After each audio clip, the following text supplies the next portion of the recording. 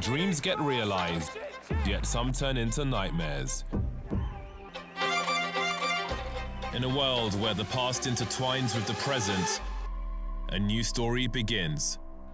The first chapter of the ESL R1 history book has been etched onto the pages of time. Another now has its turn. The ESL R1 2023 full season is on. Find your grip and get ready for the racing to be released. And it is pedal to the metal, and it is go, go, go, go, go.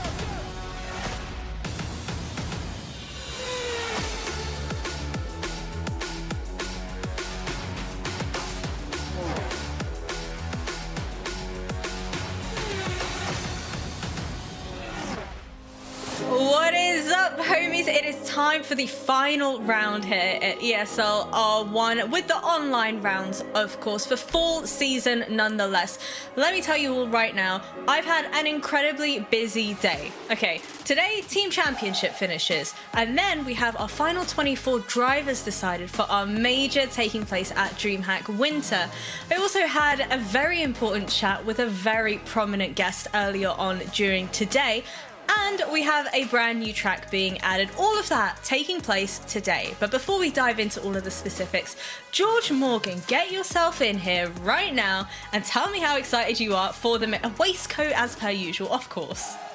Oh, of course, and green as well, because obviously it's the final online round of ESL. I'm looking forward to the major. Things are starting to heat up. Of course, we've got rumours of this new guest, as those you've alluded to, but also a brand new track tonight, which I'm very excited about. But the crucial topic, Jasmine, of all things, is this championship fight, and it is looking incredible. Obviously, the team's championship has come to an end because RAG are champions. They took the crown after nailing down 996 points, but the big battle is all about P2 right now. We've got Porsche Coanda and Team Redline all in the mix. Look how close that points gap really is, but you've also got to throw in the likes of Apex Racing Team and Williams. Apex on a mega run right now after coming off the back of a sensational run back at Road Atlanta, and Williams also, who've now got this new driver coming in, Dominic Blyer.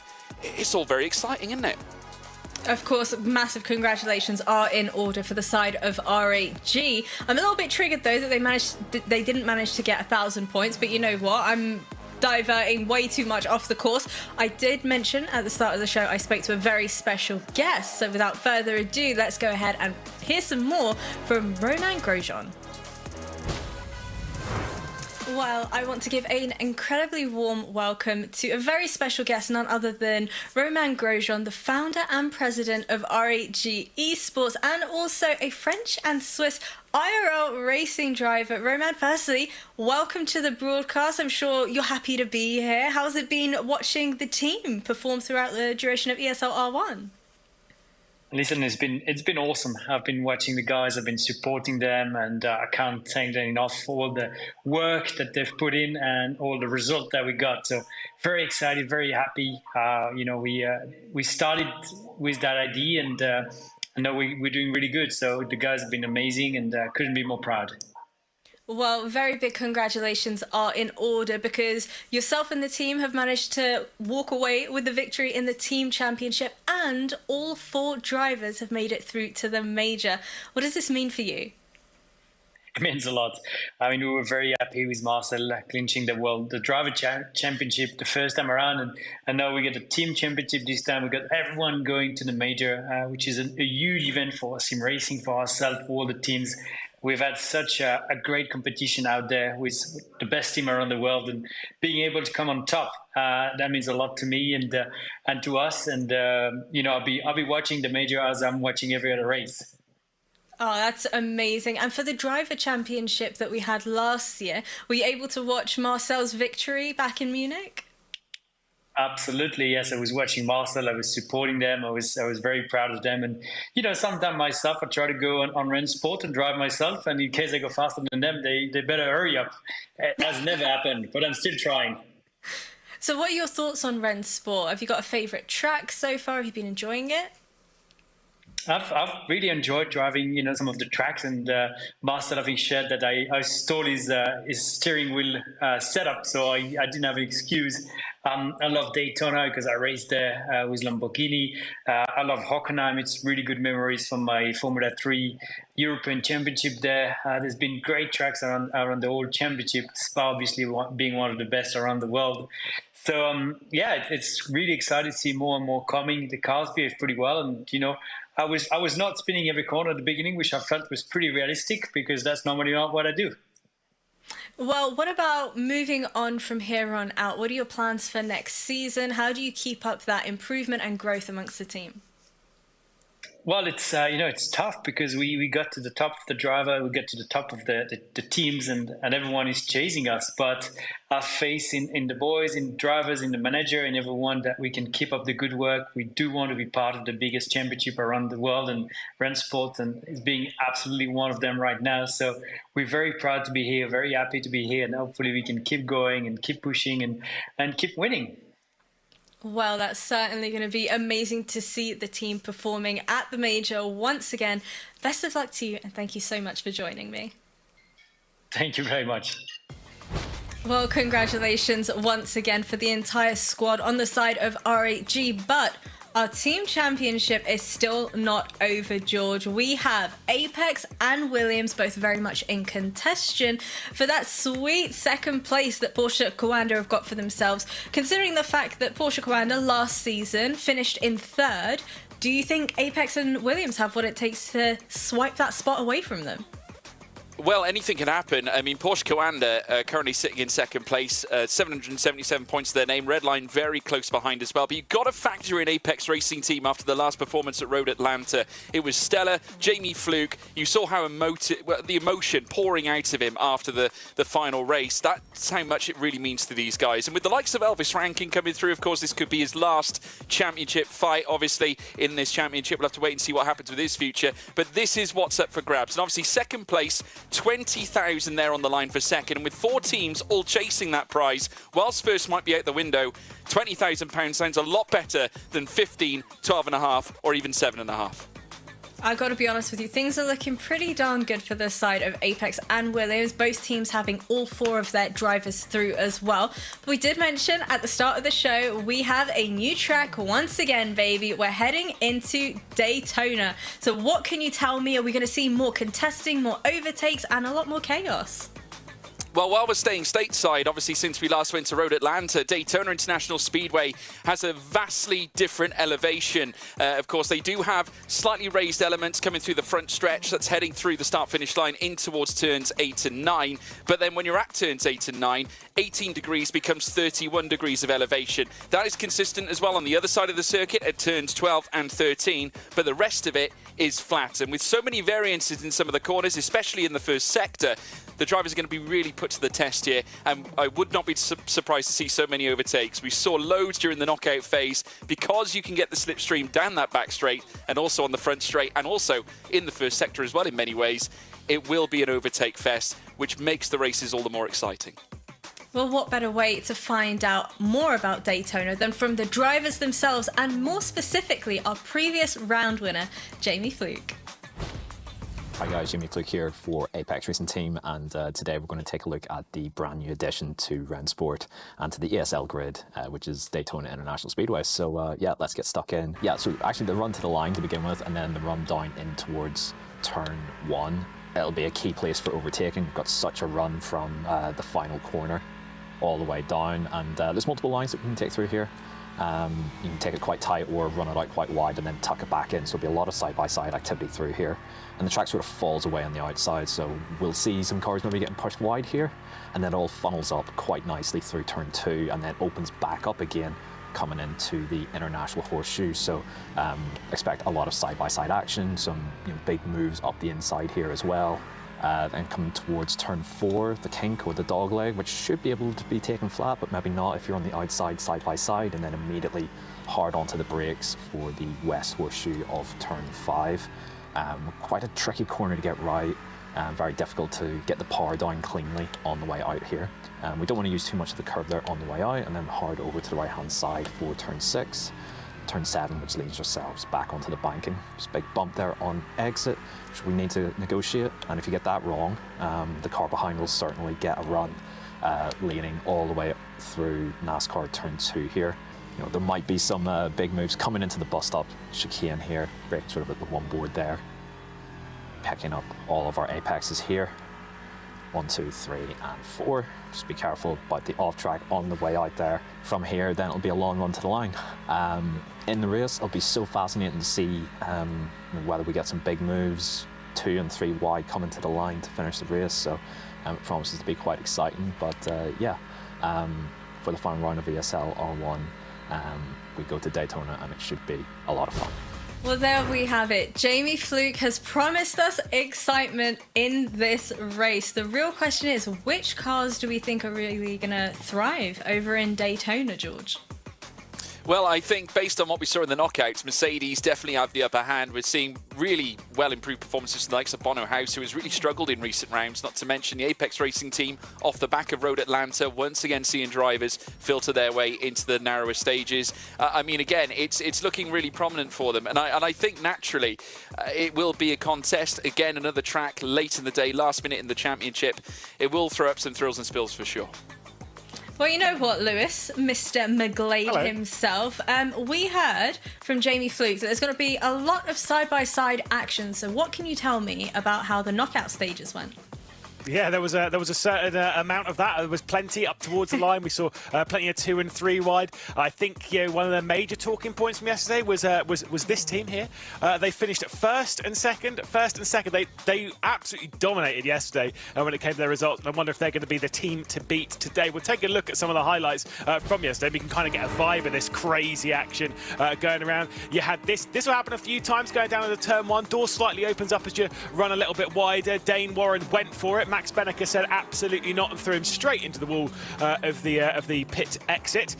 This will be also a big talking point. Big dives going into the International Horseshoe. You'll see it a lot more into the International Horseshoe than into the West Horseshoe, courtesy of how tricky the braking zone is up at that section. And then Slipstream will be the big talk of the town. Saw so much of this. Jeff Rietveld getting through into the lead of the race on the last lap of the first knockout to take victory over Brzezinski with a very well-timed move there, must be said, going into the bus stop. And then you'll see things like this. Big drag races up towards the line. We saw it from the likes of Siggy, from Chinchik, from Bennett. We also saw a big 3-wide move, what was for second position in the third or second knockout race. I think that's going to happen an awful lot today. Well, you know what? Let's go ahead and visit the final results from knockouts 1 and 2. And you can tell me, Lewis, if there's any real surprises that took place during that race. Is there anybody that should have made it that didn't? Yeah, I mean, there's a couple below. You know, Moritz Dunner, Tommy Usgaard, Hanjowski had a couple of problems. You've got Max Benneker over on the left-hand side, along with Dane Warren, both below the cut line. But I think, we should focus on some of the positives here and some of the drivers that have made it through. Of course, you've got Mitchell de Jong fighting for a position to get through into the major. Obviously, like Elvis Rankin showing his best performance. And I've got to give an absolute almighty shout-out to Lasse back. First semi-final in ESL R1. Unbelievable perforance. Are we saying that Lasse is back? You see what I did there? Oh, yeah. Like that? Nice. Yeah? Oh, I've yeah. heard The that dad so many jokes are times before, coming. It's all right. I gave it a good go. But, fellas, what about Mitch de Jong? What is the likelihood of him actually remaining in that top 24? Well, he's right on the bubble, isn't he? He's right on the bubble. He's there. He's not far away. I mean, there's plenty of drivers looking and fighting their way into the Drivers' Championship, looking just outside the top 24. Obviously, you can just see Mitchell de Jong at the very bottom. He's on the precipice. We speak about the 114 points barrier as well. That is where we're expecting the cutoff to be. So if the drivers can achieve that, then they have essentially granted themselves safety heading into the major. Yeah, of course, those bottom 3 drivers are very much in the danger zone, as it were, as well. How are you feeling about how our Driver Championship is looking so far, Lewis? Yeah, I mean, look, it's good. Obviously, we're focused very much on the cut line at the moment, but that doesn't mean there's not stuff to play for at the top. If anyone remembers back to how things were in Munich, these points do matter. So for Josh Rogers, Yuri Toman, Dara McCormack, now's the time to start closing in a little bit as much as you can to Sebastian Joe before we get to Sweden. Well, on that note, let's go ahead and visit our driver lineup for semi-final number 1. Spoiler alert, of course, Eamon Murphy has the ability to make it into the top 24. How do you think he'll compare to these other drivers, Lewis? Look, he's quality, he's quick, and he's showing it around here. The G2 team are looking really fast. I think Eamon's got a good shot of getting through to a final, of which he's only done one this season. And if he wants to get through to Sweden, it is an absolute must. He has to get to the final. He has to get a decent result on it as well. There's a lot of pressure on his shoulders. And how about you, George? What are your thoughts on our semi-final number 1 driver lineup? I think we're going to be in for a treat. It's going to be tight. And I think the real important imperative thing, as we've discussed, obviously, is that 3 of the drivers that are currently outside the top 24 are taking part in this first semi-final. So all eyes on this particular one. And these are the drivers in the midst of the fight. As you can see, the 3 at the top. Unfortunately for Moritz Lerner, he's right on the precipice. If he's not careful, he's going to lose out. Bono House, though, with a great chance of securing safety after the performances we saw yesterday. Mitchell de Jong right on the bubble of elimination. Elvis Rankin, Marco Page, Eamon Murphy, all within a chance of getting themselves into the top 24. My best guess, I think the man with the best chance is Marco Page. Well, of course, we still have the battle of the team championship taking place as well. So on the side of Williams and Team Redline, obviously it's no surprise that Luke Bennett has continued to improve as the season has gone on. But is it enough to take on Dara, George? It's very much, going to be a hard task for Luke Bennett to take on a very informed Dara McCormack. Of course, McCormack himself, 4 wins this season and 12 podiums. His average grid position is 4th, top 6 is maybe 36. Bennett does actually succeed over him with 41 in that category, but the podiums, again, fall in Bennett's way. I just think with Dara being in the form of his life and Mercedes really showing true promise, the straight line speed element as well that is on offer here at Daytona, I think it will go McCormack's way tonight. And now, I know during the previous round we were speaking with the Apex Racing team and asking them, what does Elvis Rankin need to do in order to, give us an improvement in performance so far? Unfortunately, folks might have seen his announcement. This is going to be his final race for Apex Racing team. So, Lewis, I got to ask you, what does Elvis need to do in order to be able to take on Mitch de Jong? Well, to be fair, when I messaged him earlier on today, he said, well, I got lucky yesterday. I don't think that's got anything to do with it. Looking extremely fast. Got his first podium over the line. Grabbed 3rd position on the run towards the line. He was tactical. He played his cards really well. But, of course, he's fighting for his final race in the Apex Racing team. Sure, he's an outside chance of murking his way through into Sweden. Mitchell de Jong is not. Mitchell de Jong is right on the cut line. He still needs a solid round. He still needs to pick up the pieces of others. So they're both playing for very different things, but these are 2 drivers that honestly you might well see them sneak through. When you're on that kind of like cut-off line, whether it's your last race for a team, whether you're on the time when you need to perform at the bottom, these are the times where you might see those very special performances. Well, Mitch de Jong is not only competing for the driver championship, but also the team championship. And I'm wondering how on earth he is coping with all of that pressure on his shoulders. So let's go ahead and find out. The championship situation for me is a little bit tricky still. Today was a good day, knocking out a lot of people that were at risk for me to get jumped by. I'm still in the cut line right now, so at the moment I'm qualified for the major. There's still a couple people that I need to score some more points versus tomorrow. So we'll do our best and hopefully have a big day, hopefully move up some more spots to get a bit of a head start going into the major as well. Well, let me tell you now, folks, I am super excited for the major to see how all of our drivers and teams will end up performing throughout the duration. But if you want to be there in person and join us, !survey in the chat. Make sure you fill it in. Give us your thoughts, opinions, and feelings, because we are giving away 5 tickets for you to come and join us live from DreamHack Winter itself. I'm super, super excited. And I'm super excited to get my prediction right as well, as per usual, fellas. So I'm going to go right in and say, Luke Bennett, thank you very much. Thank you. Good night. Well, that's a big call, Jasmine. I'm going to go Dara McCormack, of course. We just looked at the head-to-head between those 2. I alluded to his great form and the Mercedes performance here at this Daytona track. He is my pick here tonight.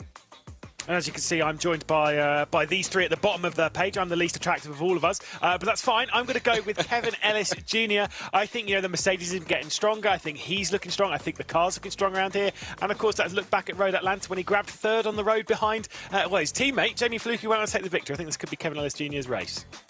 I think solid arguments all round, solid points all round. But before I leave you two to it, I'm just going to point out that George Morgan got the lowest percentage in his predictions so far out of the two of us. So, yeah, over to you guys.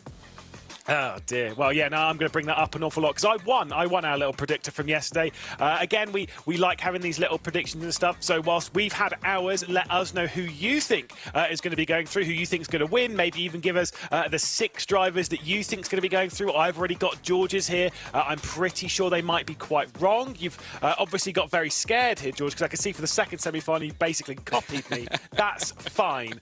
We're in for a solid race. This one's going to be absolutely quality. It's going to be so open, and we love a little bit of Daytona, don't we? We do, and I think if anything, like I said before, the knockout phase was quite exciting. It's quite funny, G2 Luke there coming out with can't believe he's not wearing an Eamon shirt. I have to agree. I think there's a lot of favouritism going on behalf of the part of Lewis McGlade. But hey, back to the topic in hand. The Eamon shirt's downstairs. There you go. Just didn't choose to wear it today. He's got all his eggs in the William basket tonight, obviously. But yeah, looking ahead, obviously Daytona, off the back of the knockouts that we had yesterday, it was very frantic. We actually spoke about it a few times off air, didn't we, Lewis? Just given the very nature of Daytona in itself, a car that is frequented by NASCAR and series like that, they generally do run a lot or take a lot of the slipstream value out of it. There are a lot of overtakes, there's a lot of interchanges. It's a lot for the drivers to manage, vastly different to any other track that we get. Maybe a little bit of Monza in there, I suppose, to a certain degree. But at the same time, there are those technicalities heading through the first sector. So it's a balance of risk and reward again here at Daytona. Yeah, take the slipstream of Monza and times it probably by about 10. It is wild around here, especially when you consider the bumps and such on the infield section as well. Once you get up towards the bus stop, the Le Mans chicane as it is now, you carry that speed all the way off the corner. You're going to see a lot of drag races towards the line. It's going to be thrilling. It's going to be exciting. It's going to be tricky though. Like I say, this is going to be a much more tactical race than what we saw at, say, like Road Atlanta. When Jamie Fluke had to deal with the pressure that was on his shoulders and basically just couldn't make a mistake. This is different. This is it's not about like dealing with the pressure, because if you're sat at the head of the field, you're almost likely to be passed. So sometimes you'll see drivers maybe wanting to be in second, maybe wanting to be in third and grab the double slipstream. There is going to be a lot more tactics out here, and that's what's going to make things very interesting indeed. Expect to see a lot of changes for position, a lot of changes for the lead as well, because not everyone wants to lead every single lap. Well, there was that big moment we alluded to. We saw it obviously in the highlights package earlier on with Elvis Rankin's move around the outside as he looked to try and challenge into the top 3 spaces, and it was fascinating to watch, and a huge testament to really how competitive these drivers are, but also the track that we are about to race on. Qualifying is going to be so imperative. Looking at the times, around a 1:43.3 is the standard. I think we did see a 1:43.2 from Dara McCormack in yesterday's qualifying session, so that is definitely going to be right at the sharp end. So if they can break into those 0.2s, I'm guessing that is essentially pole. Yeah, I think it's a 0.23, something like that from Dara McCormack in his qualify. That was the fastest qualifying we saw. Every other pole position was a 0.3, and so the expectations they've got to kind of hold on to that kind of margin. If you get a 0.2, yeah, it's basically pole position. Although I will say around here, I wouldn't be too worried about grabbing pole position. I'd be more worried about being in the top half of the field. That's where I'd want to be. If you're starting from the back of the field, that's where the problems arise. And trust me, we're going to see a lot of problems in qualifying when it comes to slowdowns, particularly the exit of the bus stop. That's where it's typically picked up. There's a lot of places where we can see these track limit excursions. And that's before even race control has jumped in to slap people on the wrist for going below the double yellow. You are not allowed to dip any part of your wheel below this double yellow. Below the first part's fine. Below both lines is not okay. So first lap time coming in. This will be Thomas Tattler that we're looking on board with into that first corner at Daytona.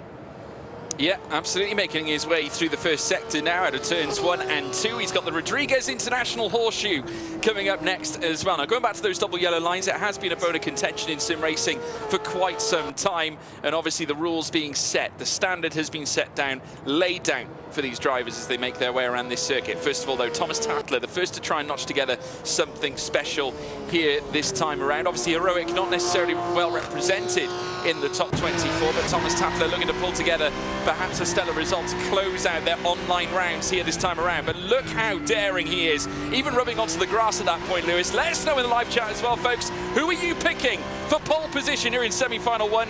I want to hear it. Yeah, I'm seeing the shake of the head from Thomas Tatler. His run through T7, he took the bump on the exit of 7, really quite turn 6, quite aggressively. Took the bump hard, and it pushed the front of the car out wide. He's not looking great. First sector's 2/10 down from where we expect. We want to see a 43.4 in that first sector. Across the second sector, we're looking for a 38.4. It's on the exit of the bus stop here, so they'll fire their way through. The final sector will be quite close to everyone. That's very close to a slowdown. That is really, really close to a slowdown from Thomas Tatler, and we'll see over. It's about 2/10 off again. This is going to be something like a 0.6, I think. Yeah, but we'll see him anyway. Quite... I was back at you. I'm going to steal it. I'm going to steal the microphone back, mate. Have it. We'll see Thomas Tatler run up towards the line. Yeah, this is not going to be a solid lap time for him, but we weren't expecting Thomas Tatler to battle for pole position. Even if he starts in the back of the field, he can race for the win, George. He certainly can. 1:43.6, so around probably 3/10 at least away from where we would expect it to be. Elvis Rankin, the man who would pull together his bombshell announcement, leaving the Apex Racing team at the end of this ESL R1 season, and making his way around this circuit as well, looking to try and notch together a big result just to cap off his final run for the team, all dressed in blue. Nothing phases this young man who's looking to try and pull together his, well, certainly is showing in the early stages of his career. A 43.4, though, is just under 2/10 of a second faster than Thomas Tatler. Nothing phases him. Have you heard some information? Is he going to phase? No, obviously. It's fine. No, Lewis. Turn of phase. No, it's fine. Obviously, we're taking a look at Jeff Rietveld here. First sector's okay. A 43.5 is pretty decent. Obviously, we don't know what he's done in the second sector. We'll see what he does across the line. This could absolutely challenge Elvis Rankin. Of course, a race victor yesterday was Jeff Rietveld with a very well-timed move on Brzezinski up towards the line. 43.442. It's not going to be pole position, but it's a pretty solid effort. Yeah, pretty solid indeed. Marcel Chinchik looking to pull something together this time around. Of course, a champion in his own right back at the Spring Series, and of course was crowned that at Munich as well. Comes across the line very shortly, of course. He's now currently sat 4th, just in behind Thomas Tatler. Can he breach into those 17,000 to Elvis Rankin in? Can he beat Jeffrey Rietveld? Of course, a former champion is certainly going to be no slouch here at Daytona. Goes fastest here by 23 thousandths of a second. And look at that, the top 3 all within 400ths. Welcome Lasse back into the semi-finals. Sadly, it's not looking like the lap time's going to be so great to challenge Marcel Chinchik on this pole position. He's sat there in the bottom right of the screen, our current pole sitter on pole cam. You can see he's looking pretty happy. And then again, how many times do you see Marcel Chinchik not looking happy? He's a very positive person, is the Hungarian. Lasse back looking very serious, though. The Dane up towards the line. And like you say, a first semi-final appearance in ESL R1 is going to net him 4th at the moment in qualifying. That will drop back. Yeah. It's a welcome return as well for Kuba Brzezinski, who's now making his way around the oval section.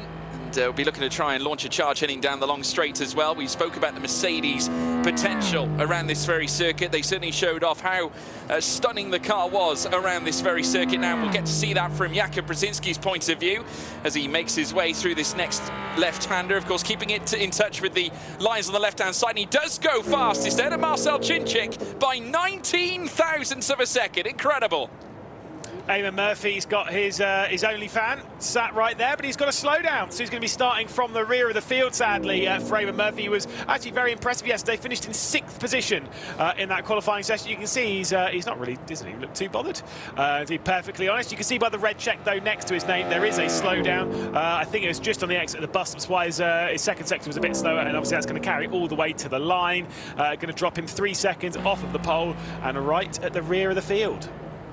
Yeah, we speak about treacherous places, of course, to the Mont Chicane, as you allude to, also known as the bus stop, as you like to call it, Lewis. Obviously, one of the places where these drivers can lose out. Marko Pejic, though, one of the surprise packages and part of this major fight to get into the major at Sweden. He's on the precipice and well placed for it, but needs a great result here tonight as well, as he heads up towards the line very shortly in the Mercedes. And now, once again, though, 6th fastest only, and a massive over 2/10 slower than Jakub Brzezinski at the very top. That might hurt.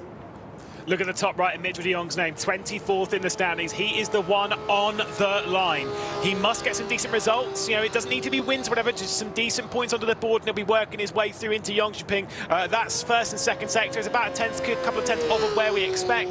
So it's probably going to be around about the sort of 6th, 7th where Marco Page is. But look at the 3 final drivers in the session. McCormack, Bennett and Ellis Jr. This is going to be a heavy end of the session. De Jong really fast in the final sector and goes up to 4th.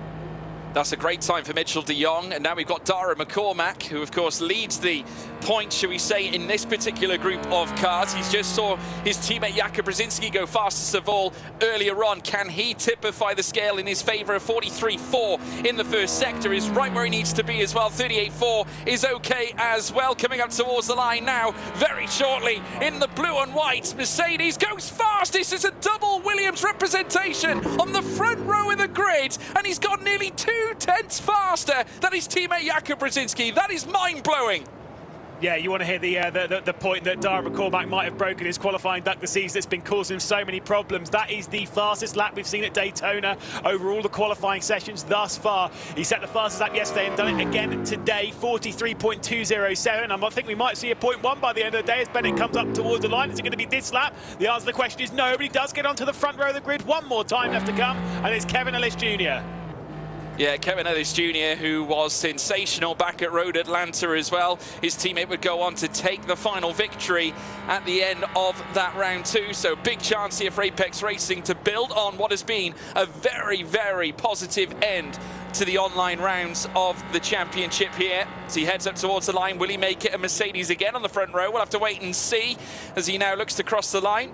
Of course, now all the way down in 12th, goes up to 3rd fastest. Can't break into the same 10th of a second, but he's just outside. And certainly so. Let's take a look then at the grid then for semi-final one, of course, presented by our partners in VRS. Eamon Murphy, the only driver with a slowdown penalty, starts from the rear of the field. Thomas Tatler on the last row alongside him. Marco Page vying for one of the final spots to progress through into Sweden, starting from 10th position, with Lasse back in his first ever semi-final, starting from 9th. Elvis Rankin, after a podium yesterday, will have to roll off from 8th position, with Mitchell de Jong right on the cut-off line, starting from 7th. Inside the top 6, and those positions that might transfer into the final. It's Jeffrey Rietveld after a win yesterday. It's Marcel Chinchik, your spring season champion, starting from where he finished in the previous race yesterday. Jakub Brzezinski, after finishing in 2nd position yesterday in Knockout 1, along with Kevin Ellis Jr., Luke Bennett on the front row of the grid, with Dara McCormack, a win yesterday, the record-breaking lap yesterday, and guess what? He's smashed it out of the park once again. Williams Esports on the pole position. Dara McCormack looking to find his form like what we saw from Marcel Chinchik towards the end of the spring season. He is building up towards this major final, obviously in a couple of weeks' time, and he is looking to end the full season in the strongest possible position. If you see him getting distracted on the webcam, though, it's not his girlfriend. Dennis Schilliger has managed to work his way over to the McCormack house and might be keeping an eye on what's happening. Of course, we have seen Dennis Schilliger racing in ESL R1 before. You can see the front row of the grid, though. They look pretty tense, George. Yeah, I think Luke Bennett's almost biting his fingernails off. He knows what's at stake here. Obviously, he'd be looking to try and bring something together for Team Redline, who then themselves, who spoke about their new partnership agreement with Red Bull. We're still awaiting to hear more on that. There's Jeffrey Rietveld, also part of the Red Bull fraternity. He's also had a positive season in his own right since Gamers 8. Jakub Brzezinski, who was on provisional pole earlier on in qualifying, still well placed. So 2nd row of the grid will have a great chance. And Kevin Ellis Jr. back to his best. Apex have been on a real rise, Lewis. Yeah, they've been honestly really fantastic this season. I'm loving seeing this. You know, they're building their way forward. But I don't have a team shirt, so screw them. Obviously, Thomas Tatler a bit frustrated after that qualifying. We might have a longer hold, by the way, between qualifying and race than normal, just to keep you fully apprised. The race control have a few things they need to check, more so than what they have done in previous rounds around here, mostly courtesy of how the double yellow line works at Daytona. So race control are taking a bit of a closer look to this round in qualifying than they normally would. That's why they're might be a slight delay. And so whilst we're doing that, we'll take a look at some stats and statistics. Of course, these being the 4 teams that are fighting for second in the championship. Porsche are the team that are hanging on to that just about at the moment. But Redline are looking strong. But even stronger than those, Williams and the Apex Racing team having 4 drivers in proceedings today. Redline trying to hold the firm for the BMW squad, and concerns as to whether the Porsche might not be quite as strong around Daytona as the other 2 teams. Fascinating to see the stats.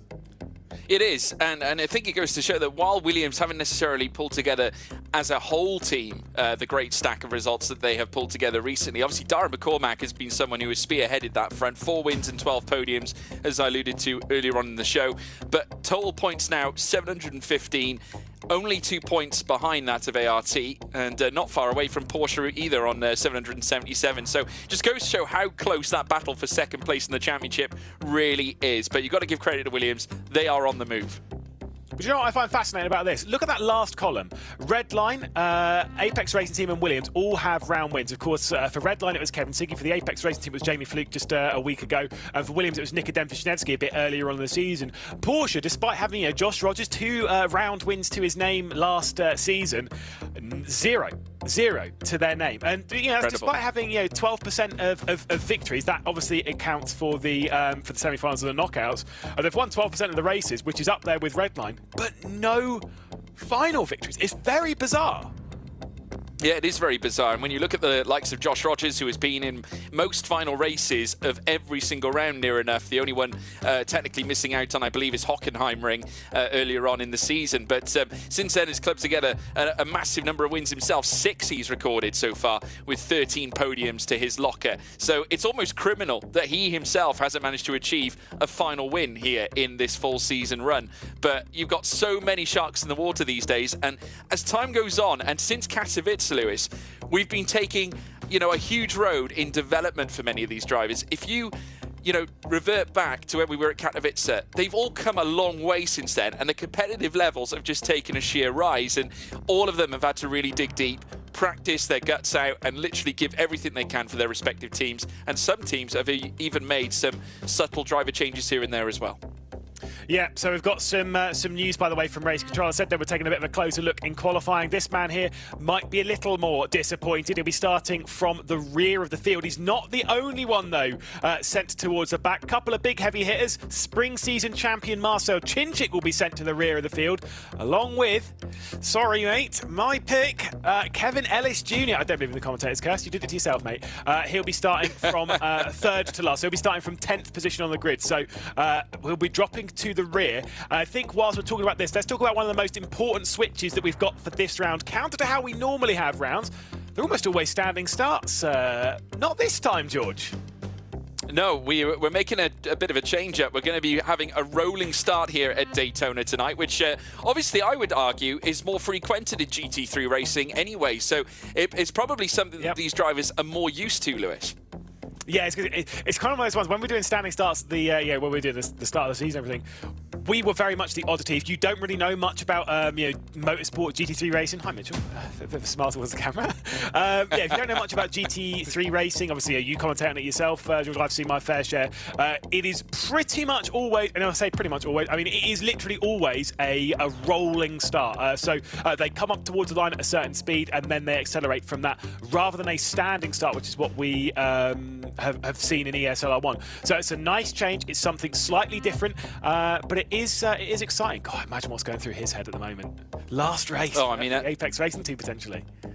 It's huge, isn't it? I mean, Elvis Rankin, a wonderful young kid who's got a lot of ambition, a lot of passion about sim racing. I met him properly at Gamers 8, and we got to talking. And it was so bizarre because the announcement came out of absolutely nowhere. But I can't imagine that he wouldn't have done it without rhyme or reason. And he is a very talented young man. He's proven certainly his raw ability in the knockouts yesterday. And I think without question, he's definitely someone I'm sure that's on the market for many a team. Unless that's already been concluded, we won't know until come come the end of the season. But again, we've got so many head honchos in this group, and looking at the likes of Thomas Tatler, who's obviously been slightly rattled this season. It hasn't necessarily gone to plan for Heroic, obviously with Tommy Usgaard struggling at the moment as well, and Mikael Gala, Oscar Bixrud, of course, a young talent that is looking to try and formulate himself up the grid.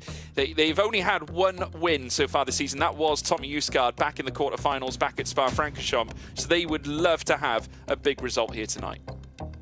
Yeah, certainly so. Of course, you can see there a lot of the emotion, a lot of the drama, a lot of the pressure being felt from so many of our drivers. We're only about a minute or so away from getting into the game. Like we said, there's going to be a slightly longer hold. This will be the same for semi-final 2 and for the final, so be prepared for that. Everyone sat at home. We don't want you kind of thinking, wait, is this what's going? What's actually happening? We're trying to keep you in the loop. They've got to double check everything, and then they have to all rejoin. They will have to reset the grid. There's a lot of work for race control to do this round, which is going to slightly extend the standard procedure. But trust me, if there is a round where I'm expecting it to be worth it, George, it'll be here, because the racing around Daytona, it's going to be crazy. Like I said, we're going to see switching all of the time, building up to what will be, I'm sure, a very crazy white flag in the air for the last lap of the race. Yeah, I mean, obviously they're going to try and settle down, I think, later on, but it's just going to be one of those tracks where slipstream is going to be so powerful. And I think, obviously, we saw that in the knockouts. I think we're going to see it again this time around as well. So, it's about drivers picking their spots. I think hitting your apexes and exits, whilst it's obviously a prominent thing in motorsport sim racing as a whole, it's certainly very prevalent here, especially in the first sector. Your race could be won and lost in the first sector, immensely. If you lose yourself off the back of a train of cars, and then you have someone who's right behind you, they of course can benefit off the back of your slipstream. You have nothing to defend yourself with, so it certainly will be a game of chess around this track. So I'm anticipating a lot, I think, of movements from some of the drivers. Some of them may be taking a few risks through the first sector, coming out of turn 1 in towards turns 2 and 3. But you could cut the tension with the knife between these two, couldn't you? McCormack and Bennett meeting on the front row. It doesn't get much better than this. Yeah, and you can kind of see there from Luke Bennett, they're not in game at the moment, so again, it will be a couple of minutes. Just imagine, from our point of view, the stress that we've got, the kind of the pressure that kind of we can kind of understand what the drivers are going through. Just imagine what it's like being in their boots, especially when you've got this long hold. You don't quite know when you're going racing, so you don't know when your heart's going to be really ready for it, and it's a bit kind of all over. It's like what we've had in motorsport with red flag delays, and it kind of causes the odd problem mentally. Some drivers react to it really well, other drivers do not react to these delays very well. No, but while, folks, we await the drivers to obviously make their way onto the grid, we've got another track guide here from Jamie Fluke. Hi guys, Jamie Fluke here for Apex Racing Team, and today we're going to take a look at the brand new addition to Round Sport and to the ESL grid, which is Daytona International Speedway. So yeah, let's get stuck in. Yeah, so actually the run to the line to begin with, and then the run down in towards turn 1. It'll be a key place for overtaking. We've got such a run from the final corner all the way down, and there's multiple lines that we can take through here. You can take it quite tight or run it out quite wide and then tuck it back in, so there'll be a lot of side-by-side activity through here, and the track sort of falls away on the outside, so we'll see some cars maybe getting pushed wide here, and then it all funnels up quite nicely through turn 2 and then opens back up again coming into the International Horseshoe. So expect a lot of side-by-side action, some big moves up the inside here as well. Then coming towards turn 4, the kink or the dog leg, which should be able to be taken flat, but maybe not if you're on the outside side by side, and then immediately hard onto the brakes for the west horseshoe of turn 5. Quite a tricky corner to get right, very difficult to get the power down cleanly on the way out here. We don't want to use too much of the curb there on the way out, and then hard over to the right hand side for turn 6. Turn 7, which leads ourselves back onto the banking. Just a big bump there on exit, which we need to negotiate, and if you get that wrong, the car behind will certainly get a run, leaning all the way through NASCAR turn 2 here. There might be some big moves coming into the bus stop chicane here, brake sort of at the one board there. Picking up all of our apexes here. 1, 2, 3, and 4. Just be careful about the off track on the way out there. From here, then it'll be a long run to the line. In the race, it'll be so fascinating to see whether we get some big moves, 2 and 3 wide coming to the line to finish the race. So it promises to be quite exciting. But yeah, for the final round of ESL R1, we go to Daytona, and it should be a lot of fun. Fantastic track. It really, really is. I mean, it's tricky, and obviously Daytona is host of two of the largest motorsport races on the planet, the Daytona 500, along with the 24 Hours of Daytona, obviously both happening towards the start of a year. So, yeah, again, for me, it's great to see it race in November. But, of course, the sectors around here, all three of them, George, are very, very different, aren't they? Yeah, absolutely. I mean, the first sector, you've obviously got the technical part. I mean, heading through turns 1 and turns 2, 3, it takes you through a bit of a slalom before you then venture in towards the horseshoe. You've got 2 horseshoes in that first sector, and then you venture through towards sector 2, where you've got the back straight and heading in towards the very tricky chicane out to the, well, they call it the Le Mans chicane, and then heading through the bank corners at sector 3, heading through turns 12 and 13. That tees up your run heading through towards turn 1 at the front stretch, and it really does open the doors to potential slipstream opportunities. But you just see from the sector times, they're so clear-cut and tight. I mean, Chinchek holding a 43.4 in that first sector is absolutely stellar. That was the benchmark that we were all looking at, and obviously the 38.4 in the middle sector, smack on the benchmark we expect from the likes of Luke Bennett, and that 20.6 was stellar as well from Johan Harth. But still, nonetheless, we've got to talk about those overtaking opportunities, because we saw plenty of the knockouts. I still look back at what Elvis did in yesterday's races. It was absolutely tremendous. Great effort. Didn't quite pull it off necessarily to the way you would have liked, but still, at the same time, a great, clear showing of intent. Yeah, there's going to be a lot of that around here. Like I say, great track, lots of difficulty on there, and we'll see if Darren McCormack's the man to beat. He's the one that set the fastest lap time, and that's kind of why I think he features in all 3 of our predictions. You heard us talking about this last round at Road Atlanta. This is what we've been talking about a little bit. We've all made our little predictions. We all picked the 6 drivers from semi-final 1 that we think will go through. These are the 6 that we've picked. We obviously encourage all of you to jump in to let us know what you think the 6 drivers are going to be. I've gone for Brzezinski, Kevin Ellis Jr., Eamon Murphy, Darren McCormack, Luke Bennett and Elvis Rankin. Obviously a little bit of bias there. Yeah, get some of that Apex merch. Send it over to me. And the other 2 are wrong. So that's fine. I couldn't disagree more at this stage, Lewis. I'll be quite honest. I mean, I looked at Team Redline's form coming into the tail end of this season, and they've had a really strong run coming into the closing stages. Kevin Siggy, of course, doing a phenomenal job back at Spa-Francorchamps not too long ago. Jeffrey Rietveld as well, back in the points as he was back at Gamers 8. Brzezinski and McCormack representing a very strong Williams team here at Daytona itself. And then you look at Chinchek, who you just can't count him out. He is a champion from Spring Series, and you'd very much likely see him at the top of the fold once again. Luke Bennett speaks for himself. Marco Pejic, I think based on what we've seen from the Mercedes performance here at this track, there's definitely rhyme and reason to see his name at the top. And we won't let Veracity fend for herself as to why she's picked who she's picked. We all know that she's picked Luke Bennett, though, purely based on the RGBs in his room. I will be doing one. There is one for semi-final 2 as well, which will be coming up in a few minutes. So we'll take a little look at that later on in the show. But yeah, if you want to let us know what your predictions are, who you think is going to go through, drop it in chat, because we're very curious to see. Of all of those, we've only not picked 2 drivers, by the way. We've not picked Lasseback, and we've not picked Timus Tattler. Obviously, there's a lot of different ways that you can cut the 12 drivers, and genuinely, all 12 of them can make their way through into the final. It's just there's only 6 spots. It's incredibly strong. As I think we've all kind of worked out, when you're doing these predictions and you're trying to pick 6 drivers, you're always cutting 2 or 3 that you're kind of sat there being like, I reckon they are going to go through. I cut Jeffrey Rietveld. I didn't pick Jeffrey Rietveld. He won yesterday. But I can't tell you. Sometimes you just got to listen to your heart and just be like, I don't know. Maybe it's not Jeffrey Rietveld's day. But maybe it is. And maybe he's going to go the full distance. Maybe he's going to take the top win. Who knows? Yeah, you really dropped the ball with that one, Lewis, I have to say. I mean, I dropped the ball when I didn't... We'll see.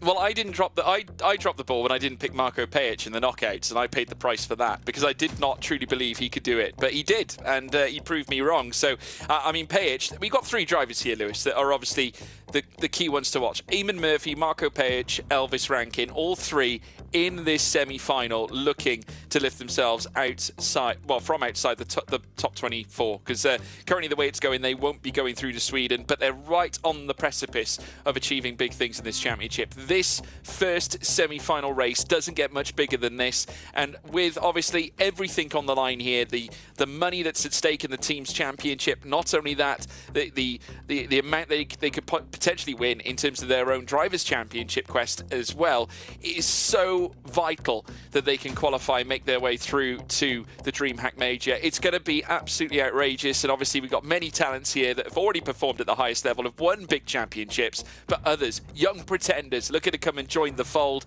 And with the way this is outlined here, you've got someone like Eamon Murphy, who is vastly experienced, Marco Page, who I think is on the rise, Mercedes looking to bounce back here, and Elvis Rankin, a young man who I'm sure we'll see more of in the future. Yeah, of course, you can see them in game. I was saying about the drivers that are all trying to work their way into Sweden. You two as well can come. We've got 5 VIP tickets tickets up for grabs. Do exclamation mark survey. Help us out on that side. Let us know what you think's going on, and maybe you could be joining us on the little trip to Sweden as well. You can see Lasse back here, his first ever semi-final in the mid-pack on this rolling start. What can he do? Maybe he can work his way through to his first ever final. That would be an amazing scene. But of course, we've got Dara McCormack on the pole position on this race down to the first corner, and he's got to fend off Luke Bennett, 2 of the youngest talents in sim racing that are showing themselves on complete top form, going side by side to the first corner. Contact with Jakub Brzezinski on the inside line. Plenty of bits going side by side and out in the background, but at the moment it looks clean for our pole sitter, George.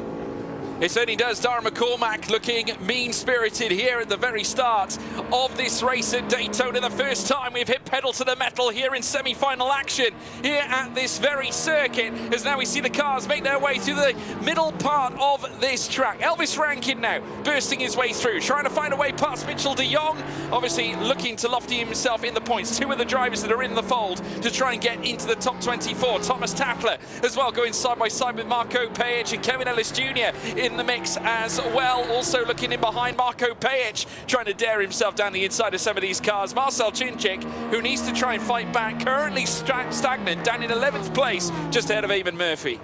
Yeah, but you've got to remember, Marcel Cinchik, Eamon Murphy, Kevin Ellis Jr., they all had to start from the rear of the field. Only one of them has worked their way forward so far. Kevin Ellis Jr. getting bold and aggressive at the start of the race, just trying to work his way up the order, now finds himself on the cusp of potentially progressing through into a final. Here's the slipstream down into the bus stop, into the Le Mans chicane, of course, recently in this partnership between the ACO and IMSA and such. This has been renamed from the bus stop to the Le Mans chicane, and I'm still going to call it the bus stop, I'm sorry.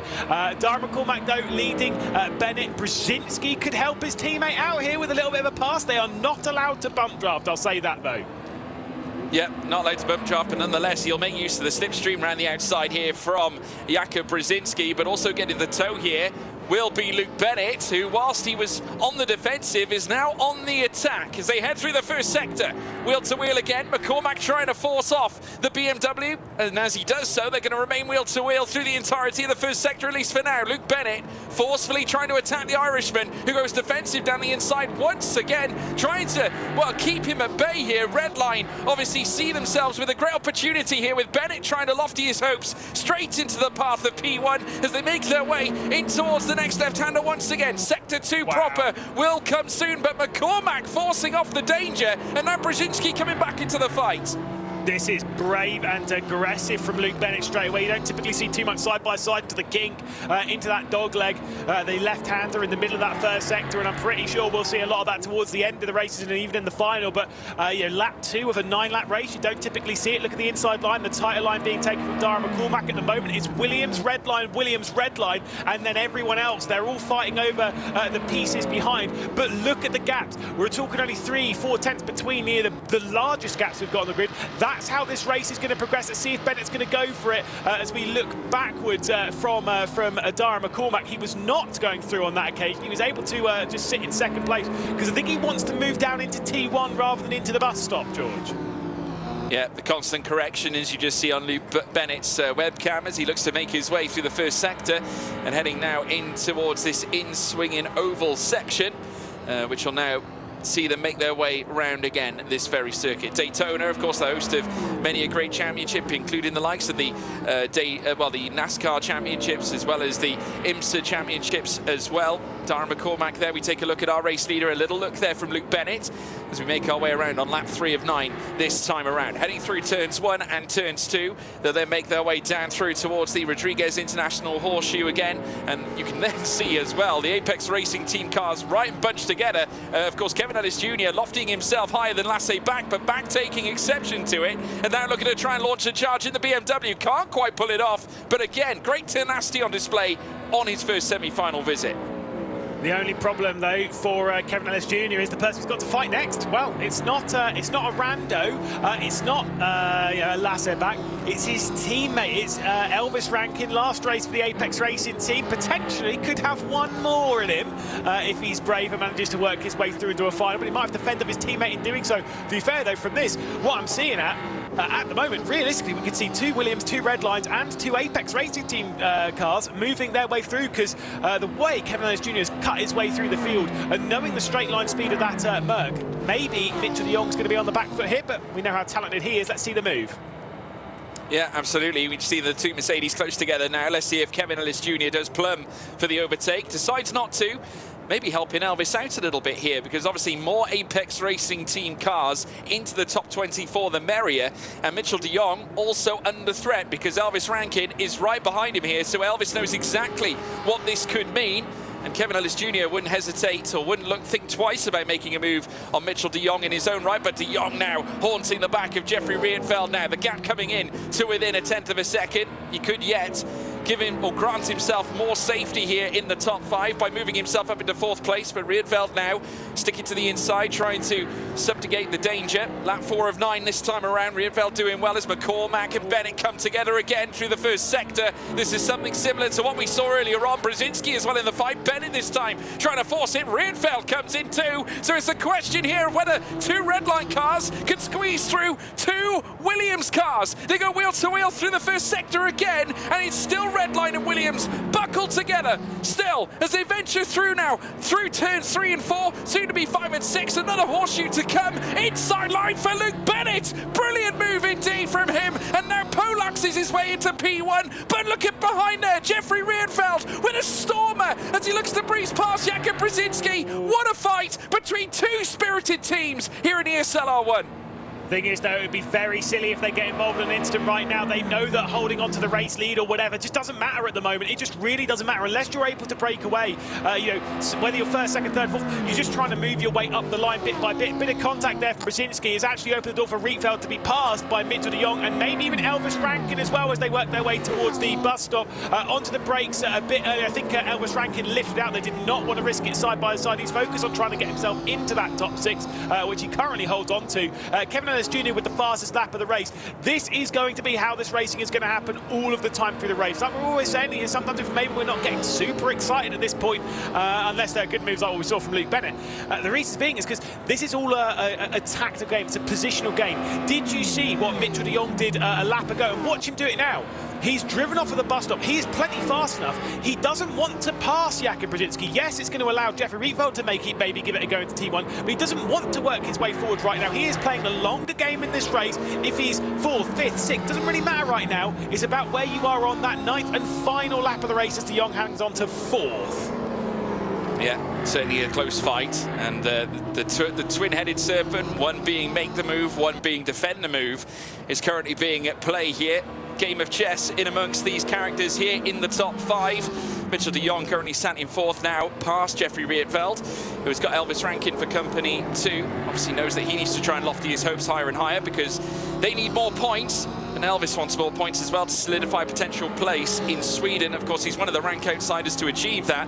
But mathematically, here tonight, could yet achieve it, though, with Mitchell de Jong in the points in the top 6. That does provide certainly a little bit of a headache as they make their way through the oval yet again. Still, Luke Bennett leads the way. The gap now strung out to 3.5 of a second, but it is coming back in now as the slipstream proves to be very valuable here for McCormack. Further down, Elvis Rankin getting right and close and personal in behind Jeffrey Rietveld, looking for that 5th place perhaps as they now make their way through towards the next chicane at Le Mans and heading down through towards the final 2 corners on this very lap. Lap 5 of 9 will soon become lap 6.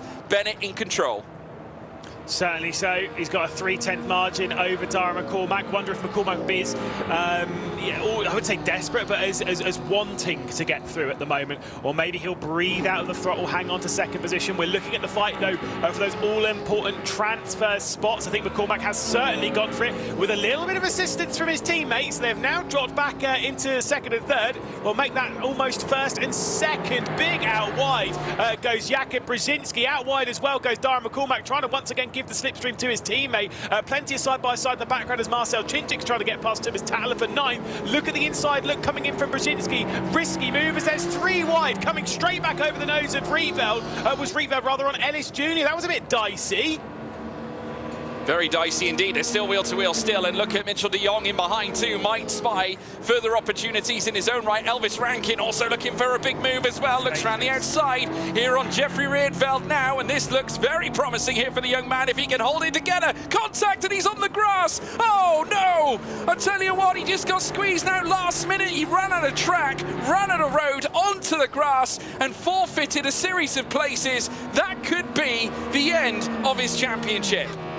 That might be, though, a penalty for Rietveld as well. He did squeeze him out wide, whether you can classify that as an overlap or not, but that could be bad for Rietveld. In a race that's so close to this, sometimes we see drivers getting a 1 second penalty or a 3 second penalty or something like that, and it drops them back a couple of spots, but they still progress their way through. On this occasion, if you get a penalty, you will not be going through to the final. Everyone is so tight, they're so close, they're so much in a big pack, like what you would see it as a standard restrictor plate race here at Daytona. It's just like the 500.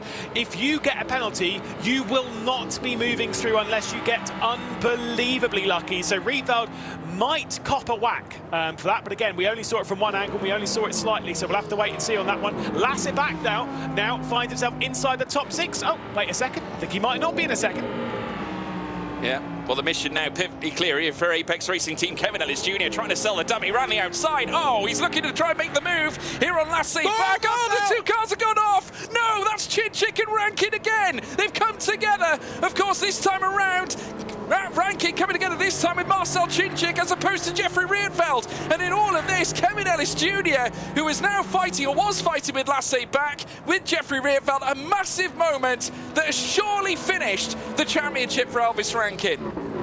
Yeah, I think that will be the last to see him again, unless penalties, unless he gets lucky. We'll have to wait and see. I'm sure he'll be trying as hard as he can to catch back up. The problem is, though, is that he's 2 seconds behind slipstream. Normally, you're talking 1 to 1.5 seconds around here because of how fast you go. Generally, you can pick up a wisp from 1.5. 2 seconds back is too far.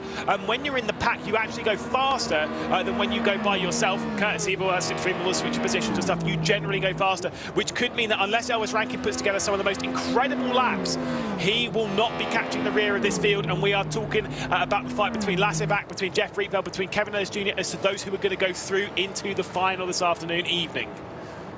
Yeah. Inside line now, another look here from Kevin Ellis Jr. on Lasseback, who, whilst making his first semi-final appearance, he could yet be making his first final appearance here tonight as well. Furia could do with it too. Of course, haven't necessarily experienced the greatest results in recent times. Of course, the last time they actually achieved a podium was back at Monza in the semi-final stages with Keke Oliveira. It'd be great for them if they could get Lasseback up into that end of the scale as well. Obviously, it'd be nice for them to reach a final visit, as now he has a look around the outside, this time on Jeffrey Rietveld, who has come under constant pressure from the sister BMW as they now make their way through turns 1. Yet again, another battle up at the front end too, with Williams, Darren McCormack, Luke Bennett now sandwiched between them, and Mitchell de Jong waiting in the wings as Brzezinski and Bennett now go on a charge, heading through the first horseshoe. Yeah, now that groupings got sort of split apart behind them, they've almost got a bit of carte blanche to go for this fight. It looks like it might well be a Williams 1-2 if they play their cards right in all this. As Mitchell de Jong almost gets squeezed out there by Jakub Brzezinski. De Jong needs all the points he can get. Of course, he's 24th in the standings at the moment. I mean, Brzezinski's not that far ahead of the cut-off line.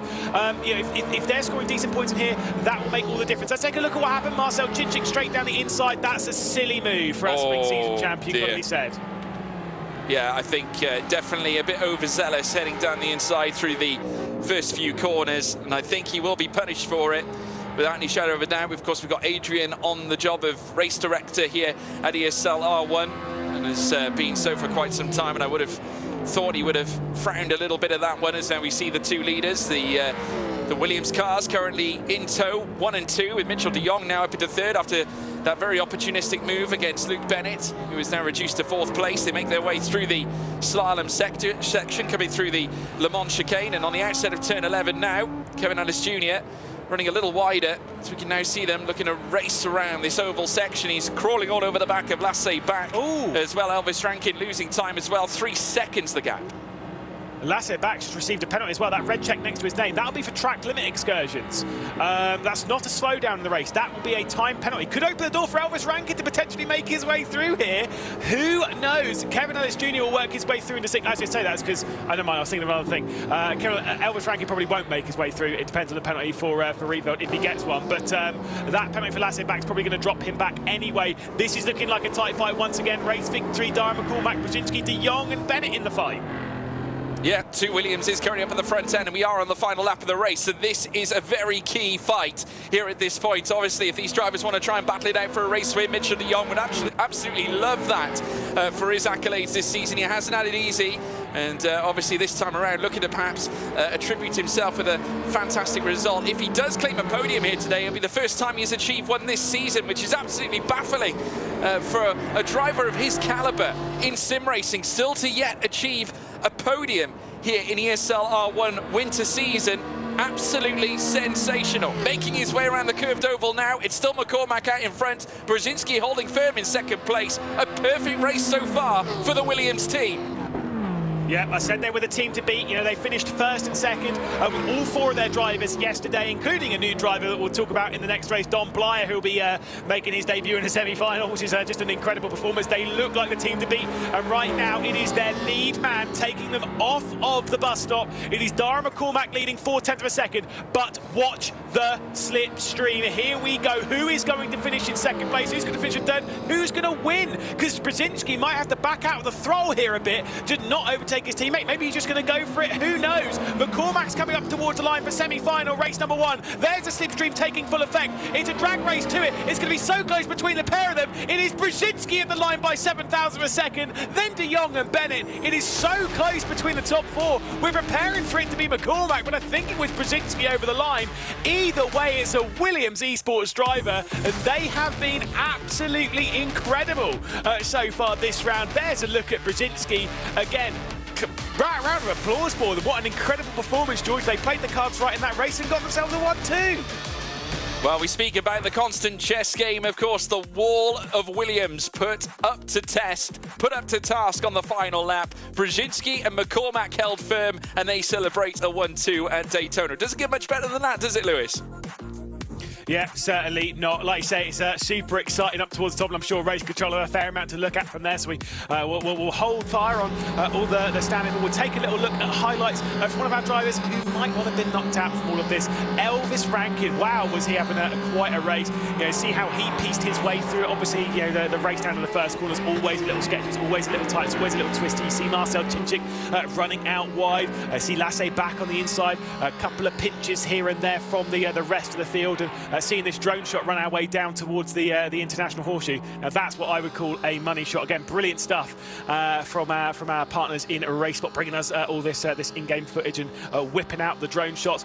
Elvis was running in 6th position for quite a lot of that race towards the back end of that cut-off spot. Obviously, you know, with his teammate, with Mitchell de Jong in all of that, and you know, once he was joined by Lasse Back, there was a couple of looks down the inside. There is Kevin Ellis Jr.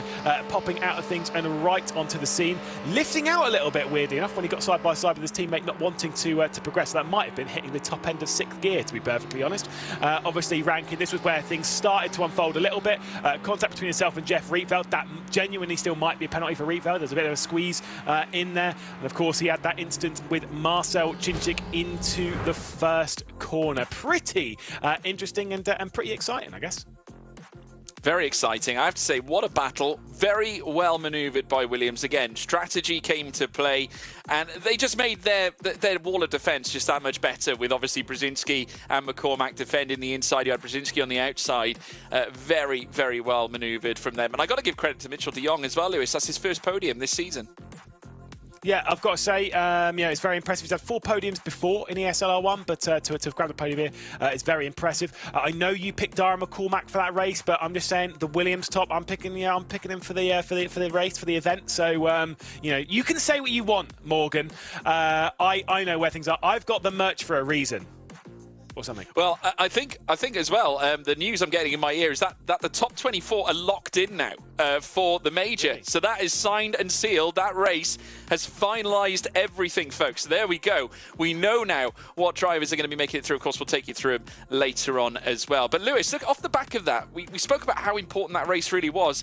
I don't think many people would have taken into account how important the slipstream value is around a track like this. But I think what we've just seen has underlined that fact, and these drivers do have to be prepared for everything around this circuit. Yeah, I did get a little bit of a message from a certain Will Chadwick who was basically telling me that it's not actually around a second. It's really within that sort of 6 to 7 tenths portion. But once you're within it, it is really powerful. So that's what's caused some of the drama in the race, and that's what's making it so exciting for us to watch, George.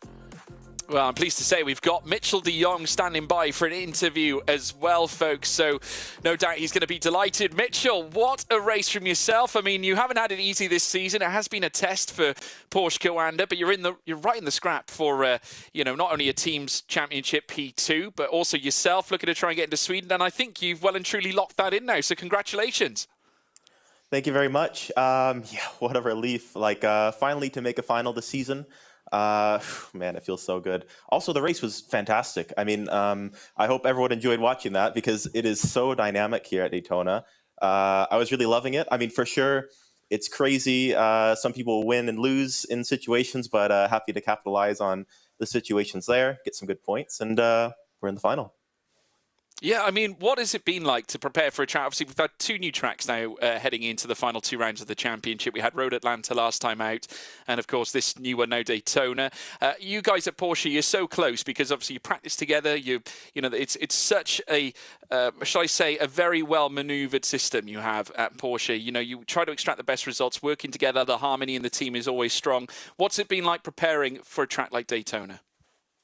It's definitely been different. Typically, as you've seen in the races, your race pace is dictated a little bit by, what you can do. But at Daytona, it's completely different. It's all about the situations you're in, kind of using the people around you as tools to position yourself to the best possible position. So very different. I think there's been a lot more focus on pack racing together in our internal tests and knowing how to best prepare for certain situations. Something you don't really need to think about too much in other tracks. So it's been super tight also with the turnaround 1 week between each track on both new ones. So it's been a bit of a task, but so far so good. Hopefully Josh makes it in as well.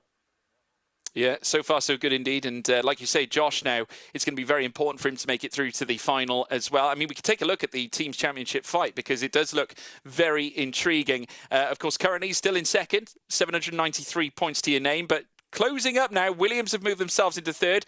What are your thoughts as we head into towards the closing stages? Only 1 race for you now coming up. Obviously, we've still got the semi-final 2 on the way. But what do you think when reading this yourself, Mitchell?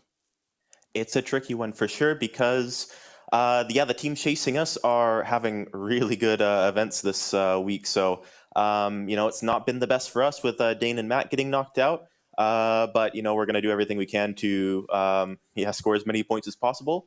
And you never know. Anything can happen. Hopefully, Josh and I get a 1-2 in the final. That would be amazing. And that would be good for us. But, you never know. We just have to do the best we can individually, and hopefully it works out in the end. Well, I mean, obviously not to put words in your mouth or certainly ask the impossible at this stage because I know you're in the midst of a major, team's championship fight so far. But now, thoughts heading to Sweden because now you can sort of breathe a sigh of relief to a certain degree. What are the excitement levels like? What are the team thinking? What can you achieve heading through to Sweden? For me personally, I think yesterday was a very stressful situation. There were a lot of people that could have knocked me out, and it's been that way for quite a few rounds now where I've just been on that bubble. Even though I've been consistent making the semis, the points haven't really given me that.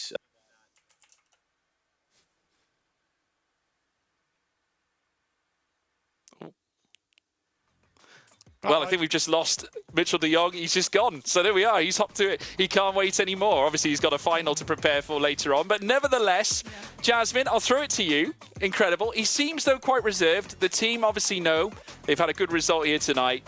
Nevertheless, there's still more on the table for later. One thing is for certain, Daytona most definitely delivered on all fronts. We got the drama, we got the chaos, we got the collisions, and we have our provisional race results as well. I need to come to you, Mitch de Jong, from being 7th on our starting grid, managing to bring it on back to 3rd. How on earth, talk to me as if I'm like 5 years old, how on earth was he able to make that happen? Well, he was sleuthful, wasn't he? He was quiet. He was measured. Everything about him was just perfect in that race. I mean, like I said to him, hasn't yet achieved a podium this season, should we say, in relevance to the stats. Obviously, it's his first final visit as well this season, which he is absolutely thrilled about. 3rd place, though, and making his way through the field in the way that he did. Certainly got off to a phenomenal start too, and I think managed to put himself in a very smooth position with all the fighting going on between Luke Bennett, Dara McCormack, Jakub Brzezinski as well. I think he was able to take advantage of that, and he was just sort of picking his moments, you know, taking his chances, and eventually he found his way through. And I think obviously with it being such a new circuit, only a sheer week to prepare, as Mitchell so rightly said, everyone is on the same slate as such. Everyone is starting off fresh. So, you know, it's really difficult to make predictions about some of these races. Yeah, very much an even playing field all around, but I'm so excited because we have our 24 drivers that will be joining us at the major in Sweden. Let's go, baby. I'm super excited for it, but the real question is, George, who are you looking forward to seeing race the most at the major? Well, I'm intrigued to see how Apex Racing Team perform when we make our way to Sweden, because Jamie Fluke and Kevin Ellis Jr. both flying the flag for the team, as well as Johan Hart as well. All three of them have been absolutely sensational on the run-up through to the major. And also we've got the likes of RHG, who have just been crowned champions, with Yuri Toman and Marcel Chinchik both in the top 5 as well. Thibaut Kazubon also in the mix. Erhan Yovski, a 4-man squad, is going to be so important for them and gives them a great chance. Who knows, Chinchik could become a back-to-back champion after winning back in the Spring Series. Though I have to tell you, Sebastian Job excites me a lot. I think we're going to see a massive showdown between Dara McCormack and Josh Rogers as well. One thing is for darn certain, Moritz Lerner has been posting on Twitter the nerves, the excitement, finding out whether or not he's going to be able to make it to Sweden. Moritz, if you're watching this right now, bro, I expect you to actually deliver. We want to see a stellar performance from you at the major. But from my side, I am not excited to see any of these drivers. That's actually a lie. I'm super excited to see them all. But I'm also excited to see the 5 people that will be walking away with the tickets once they go ahead and fill in our survey, !survey in the chat, to win some tickets to come ahead and join us live at DreamHack at the major itself. I'm super excited for it, but today just keeps on delivering with interviews and content because I have Jake Hammond, the team manager for the side of Williams, here to join me. Hey Jake, how's it going? Good evening, how are we? I'm doing great, thank you. How about yourself? How's the team feeling heading into Daytona? Yeah, well, we're doing great after the back of that result. That was brilliant. Yeah. Brilliant teamwork from the boys to get the 1-2. Really, really impressed with them. Well, for the massive week of practice, really good week of practice, and then coming into this is what they deserve ultimately. What were the initial thoughts and feedback from the entire team heading into Daytona? Was there excitement? Was there nerves? What was the general vibe? So it's always tricky going into a new track. You kind of don't necessarily know what to expect. Obviously, with Dom being in for us this round, we had a new fresh eyes coming into a new track, which is always great. I think the boys have done really, really well in practice. We've really tried to find the absolute maximum we can on this track. So far, the results have been good. So fingers crossed they can kind of carry it through and carry it across the line for us. To talk more about Dominic Blyer in particular, what was the scouting process behind bringing him on board being like? So Dom's been with us the entire year, being on racing on a different sim with us. But Dom's been a reserve driver for us since the start of this season. For us, we put a strong emphasis and a lot of focus on driver development and giving the guys the opportunities they deserve. Dom's really impressed us in the practice. We had the opportunity to give him a chance this week to perform and take part with the team. I think it's really valuable for him, even though it's only one round, to be able to get this experience and to prove himself, because he is mega, he is fast, and hopefully he can show it to you guys at home. Well, honestly, it's been incredible to watch the performance. As you did mention, only one round, so it's definitely no easy feat. But neither is walking away with the placement, a good placement at that, in the team championship. Now, the real question is, where is the main focus being placed? Is the team championship more important to yourself and the team than the major, or vice versa? I think going into this week, we had more or less our 3 drivers qualified for the major already. Kuba was obviously right on the line, but I think he was more or less qualified with a good result this week that we knew he could get. For us, this week is all about the team championship, trying to align ourselves to where we think we should be in the team standings. The previous few weeks were not to our team standards, I don't think. The boys were disappointed with how they performed. I think now we're seeing the true best of them and what they expect from themselves. I'm really, really proud of the work they've put in this week. Regardless of what results we get, they've really done themselves proud, I think. Well, is there any final words you want to say to the team, to anybody supporting you folks as you continue your journey in R1? Yeah, so I really appreciate all the support we get online. It's great. It really feeds the guys to get great performances. And hopefully we can see that support on the LAN itself in Jönköping. That'd be brilliant to see. Well, I'm super looking forward to it. Thank you so much for joining me, Jake. Brilliant. Thank you very much. One thing is for sure, I was about to call out Lewis McGlade and say, well, if you don't, at least you'll have one fan. Lewis McGlade there in his cute little jersey cheering you on from the sidelines. Incredible. I mean, to be honest with you, I think we can attribute somewhat Lewis's support to Bats granting them that one too. But hey, this isn't the first time we've seen Williams achieve things like that, because going back to Nürburgring and Hockenheim, I think it was, Monza, sorry, Nürburgring and Monza earlier on in the season, rounds 4 and 5, we saw Williams pick up 4 wins over the span of those 2 rounds as well. And of course, Nikodem Wisniewski would go on to take the victory as a whole during that round at Nürburgring as well. So they've got form. It kind of dwindled a little bit after that round. Certain cases, some drivers perhaps didn't perform as well as they would have liked, but they're trying to bring back that same form they had midway through the season. It definitely has been shown, I think, over the course of the knockouts and coming into this semi-final tonight. So yeah, no, they're looking really strong, and I think their team have every reason to be excited. Well, I'll tell you what, we've certainly been shown a lot of drama here on the broadcast today as well. Is that not right, Mr. McGlade? So what can you tell me about the dramas that took place in knockouts 3 and 4?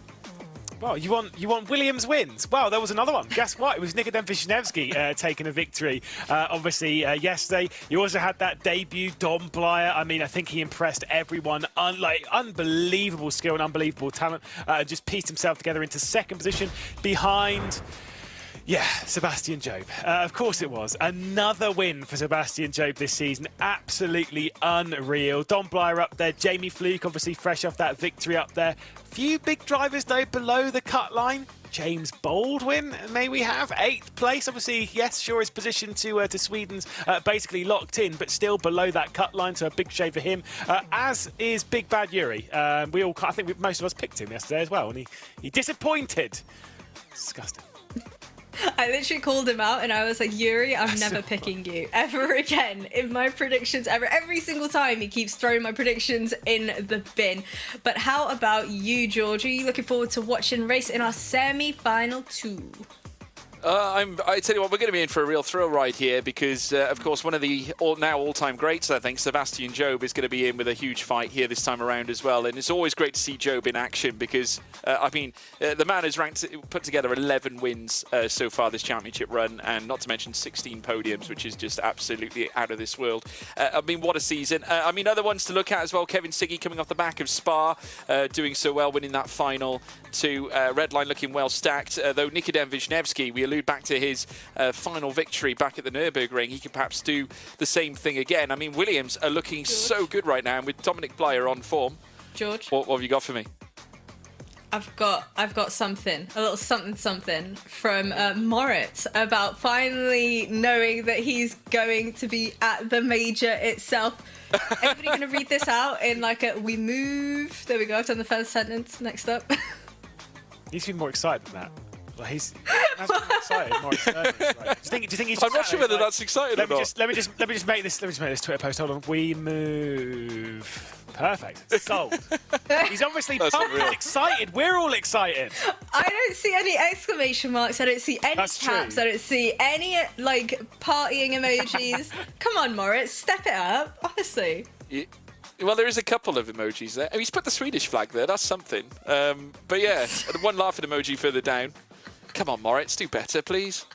Yeah, please, get good, Moritz. Get good at social mediaing, honestly. How do you guys think that he's going to be performing at the major, though? That's the real question. I mean, I have no idea. I think like the thing is with him, he's a quality driver, and we've seen him perform well in LAN before. But it's about piecing it together at the time. What does this say down here? Sorry. Oh no, he's trying to say. It's all about that waistcoat. So our attention has now been pulled away from Moritz Lerner and his poor performance, and how well he's going to be delivering. Now to look at this. Unreal. That's a violation if I've ever seen one. That's outrageous, Tez. They're not wrong, though. No, they're not wrong. You know what? I think this should be the dress code. Always fabulous. I don't know about that. But anyways, fellas, back to our semi-final 2 and all of our fantastic drivers that will be racing in it as well. Lewis McGlade, over to you. Who do you think is going to show up and who do you think is going to falter under pressure? I'm not letting my prediction for a victory come in just yet, but I will give you a couple of little things to what I'm looking at. I think Jamie Fluke's gonna be really fast around here. I'm a little this sounds a bit weird. I'm a little concerned about Joshua Rogers and the cut line. Obviously, we just saw a great drive from Mac Backham, so for Mitchell de Jong rather. I kind of wonder if there is going to be like maybe the Porsche's a little bit faster today, maybe they struggled a little bit yesterday, but I am concerned about the Porsche Commander Group at the moment. How about you, Mr. Morgan? You looking forward to our semi-final 2? Is it going to deliver some more drama? I think so. My eyes are currently peeled on the Williams team. I think with Dominic Blyer doing so well. But if we're going to talk overall predictions, I'm going to throw up Sebastian Job. He is my pick here tonight because, like I say, he's the GOAT in my view at the moment. Greatest of all time. Well, I am obviously going to go with Jamie Fluke, throwing that one in there way before you, Lewis, because he did it once. I have faith he can do it again. I saw how much it meant to him, and I feel like he's going to bring that exact same passion heading into this race. Well, as you can see there, I picked the Rook. I picked Dominic Blyer. I think, jumping into the championship, being as fast as he was, I mean, how that will have boosted his confidence. Williams are looking strong. I think there's a victory coming up for him in this race here. I'm super excited to head into this one. Is there going to be some more colliding? Will words collide heading into this? There's only one way to find out, and that's with you guys. Yeah, between me and Lewis, I'm sure, Jasmine, absolutely right. But yeah, looking forward to the second semi-final here at Daytona. It's going to be great, guys. I'm looking forward to this because in some ways, some of the drivers can sort of hang it loose now. They can enjoy themselves. At the same time, points are on the table. We do have a team's championship fight, but the battle for the top 24 has been concluded. And nevertheless, all of these drivers will be looking to try and usher in great times. There's Sebastian Job in the bottom left, who's getting prepared for a flying lap. Kaiki Oliveira will be the first, though, to set a lap here on this occasion as he makes his way through the slalom section and down through towards the horseshoe. A big opportunity for Furia because Oliveira has been good for them, Lewis. He's been unreal. He's been one of the most consistent drivers in the championship. Last time, it was the first time that he's not made it through to a semi-final at all in the full season. He's only ever failed to miss a final once. Twice rather, because obviously he missed it in the quarterfinals last time, and he missed it in the semi-finals in the first round of the season. Other than that, he's basically always gotten through into a final with a best place finish of 6th. He's so good at getting inside the top 6 through the knockouts and through the semis that I think he's almost a surefire chance to move through here. But surefire chance of the Daytona International Speedway do not go hand in hand together. And I'll tell you, that first sector though, that's pretty decent. We're looking in a BMW, 43.514. That is pretty quick for a Beamer. Well, when we find out that the Mercedes car has been OP, should we say off the back of what we saw in the knockouts, the BMW now starting to throw fists here with a 43.5. Not bad at all from Keke Oliveira in the first sector. Now making his way through the Le Mans chicane. Once again, foot to the floor again, aggressive over those curbs as well, committing 100% here, Keke Oliveira, unleashing the fury in the Furia as they head through the final bank corner through turns 12 and 13. A 38.5 in Sector 2 certainly looks okay, around a tenth of a second again, off the best, should we say, 38.4, as he now looks to make his way through towards the final bend, well, certainly across the start-finish line at the front stretch. And as he does so, this is going to be tight of 21.3, and he's delighted. At 43.3, that's not bad at all, Lewis. It's one of the biggest fist bumps I've ever seen from Keke Oliveira, 43.344. That is genuinely a very good time. Remember, there's only one driver who's got into the twos in qualifying. Remember, that is Dara McCormack. He's done it twice. He's only got into the ones. He's looking that fast at the moment. Kevin Siggy, first sector's terrible. 43.7, basically. I think this will drop the sixter towards what will end up being the back. This is going to be a close qualifying session. And for Redline, who bring back out the blue, they had that charcoal grey in the last round. I was not a fan. And obviously, that's convinced them to bring back the blue, which I quite like, so that's fine. Well, visible frustrations from Kevin Siggy, nearly 2/10 off the pace of Keke Oliveira. Bono House, though, marking a return to semi-final action, hasn't had the easiest of seasons, but sees himself in the top 24 of the run to Sweden as he now makes his way down the straight. Now, can he manoeuvre his way past Keke Oliveira for a chance at perhaps clinching provisional pole? Across the line, goes second fastest, goes first fastest, 43.309. It lagged for a moment there, but it did move its way to the top, 36 thousandths faster than Keke Oliveira. Look at this first sector, though, from Isaac Price. He felt so anchored, as did the G2 Esports team yesterday.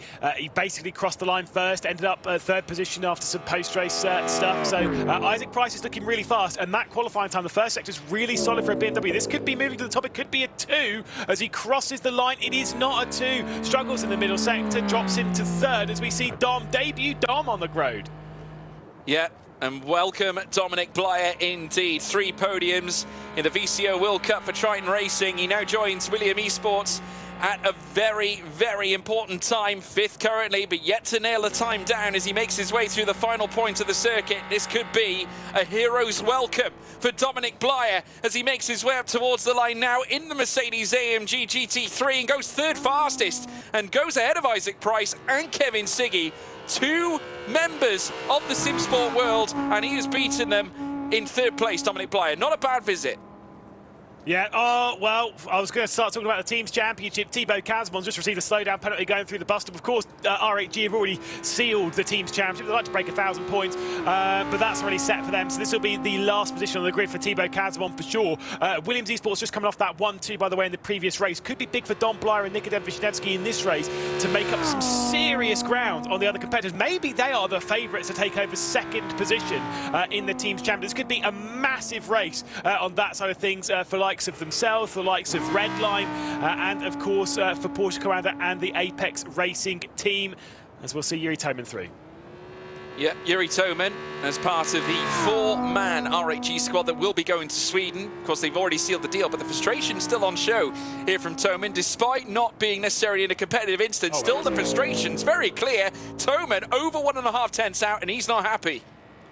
One of the absolute favourites for today's action, a 2-time final winner this season. Has won so many races in ESL R1. He's got such a high percentage, has the highest percentage of race victories compared to races of anyone in ESL R1. Yes, Josh Rogers holds the record at the moment, but it is this driver that has done so much of the work in the recent past. Sebastian Job up towards the line, and it will be a 2:00 course, a record-breaking time from Sebi. Outrageous, 43.2, and again furthering the statement of why he is one of the greatest drivers on the planet in esports and sim racing alone. Of course, has utilised his services for the Red Bull team as well in their simulation, or their simulator room, and now looking to plumb together some big results here for G2 Esports, and this is how you do it. But Jamie Fluke, who took final victory last time out at a brand new circuit at Road Atlanta. Sector 1 looks good, Sector 2 looks decent, 4th fastest, 2 tenths away from Sebastian Job. That's not bad for ART. No, certainly not. But of course, we've got 3 more drivers left to go, and all 3 of them can go and grab that pole position. Joshua Rogers will be the first of those, then Wisniewski, then Harth. Drivers that we've seen, all perform, all win races in ESL R1. Of course, Johan Harth has won a couple of semi-finals, never an actual final. Rogers and Wisniewski both have won finals, as Rogers will work his way up to the line. He wants to close down on Sebi Job as much as he can before we go into Sweden, but I was concerned about the Porsche, and I think I'm kind of seeing it a bit here. Yeah, looked a little indifferent as he crossed the line as well. Nikodem Wisniewski, who would have witnessed and probably been inspired after what his team did in the previous race. Final winner in his own right as well at Nürburgring in round 4, as he now looks to make his way around the final bend as well. He had a little shake of the head earlier on. Something certainly wasn't necessarily sitting well with Nikodem Wisniewski coming into the final points on this lap now. 43.4 in sector 1, goes 5th fastest, and a tap on the wheel means that he's less than impressed, but he is faster than teammate Dominic Blyer. I've had an official offer for an Apex Racing Team shirt from this man here, Johan Harth. He said he can send me a small one. I think that does me no good. I think I need extra large. But it's an extra large lap coming in from Johan Harth, looking to try and grab that pole position, or at least get onto the front row. He's got to slot in that 10th and a bit gap. And again, they're battling in the Teams Champion to go and grab second. There's lots of prize money up for offer on that one, and he'll drop back just behind his teammate as we can see the starting grid, George. Well, from the first semi-final to the second, let's take you through the grid. Thibaut Casibon starting at the back after the invalidation, the penalty, should we say. 12th fastest, 11th going to Kevin Siggy. It was a rough day for Mustachio. Yuri Toman in that 10th place spot. He was very disappointed, clearly. He's got Isaac Price alongside him in 9th. Williams Dominic Blyer, the newbie, steps in at 8th fastest, with 7th fastest going to Johan Harth. ART again levied up with Jamie Fluke in that 6th place. Alongside him, Nikodem Wisniewski, of course, our final winner back at Nürburgring, 5th fastest. Joshua Rogers on the second row of the grid in 4th, with Kaiki Oliveira on his return, impressing once again in 3rd place for Furia. But on the front row, Bono House returning, and again alluded to the fact that Mercedes is certainly so strong around this track. But Daytona was a light with the sight of Sebastian Job going fastest here. And what an achievement it was. A 1:43.2 flat from the man who certainly I have named one of the greatest drivers in the world, yet again proving that fact. Already twice a finals winner this season, looking to take the Drivers' Championship crown here at the, certainly the full season major at Sweden, and he's currently on track to achieve that. Another incredible showing from one Sebastian Job.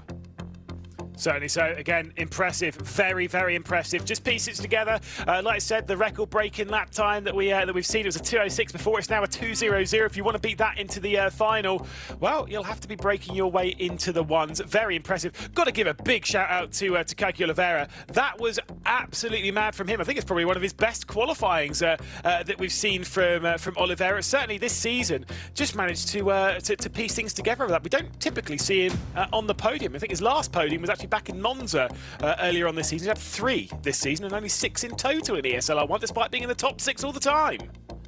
Yeah, finished P2 at Monza, back in the semi-final in round 5 at Monza. And there's Kevin Siggy, looking rather indifferent. He wasn't very happy after settling his lap, and understandably so. It certainly doesn't rank very high on his list of successes. 3 times he featured on the podium back at Spa in round 6 on the way to taking the victory. There's Jamie Fluke, who I think will be, happy. I think they're obviously running on a very large high at the moment at ART, and after winning the round last time out at Road Atlanta, they'll be looking for something massive again. Yuri Toman, another man who was frustrated. RAG, despite winning the championship and getting all their drivers through to the top 24, I think obviously just goes to show how professional these drivers are. Nikodem Wisniewski, of course, another one to watch, and in fact we could take a look at a head-to-head very shortly between he and Joshua Rogers very shortly, because they are 2 drivers that we really need to take a closer look at. Of course, as we alluded to, Wisniewski, a round winner already this season, equal in terms of average group positions between he and Joshua Rogers, but just look at the stats on Rogers' side for top 6s and podiums. 42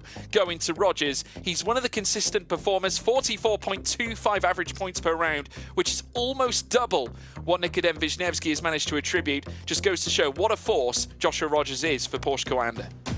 Yeah, and when you account for Gamers 8 as well as the season finale that we had last season at the Spring Major, it's 41 podiums in total, a whopping 23 victories for Josh Rogers, one of the absolute best. But again, when it comes down to percentages, he's got nothing on Sebastian Job's win percentage. Again, just to give you a bit of an update as well, there'll be the longer wait between qualifying and the race. We kind of talked about this a little bit before.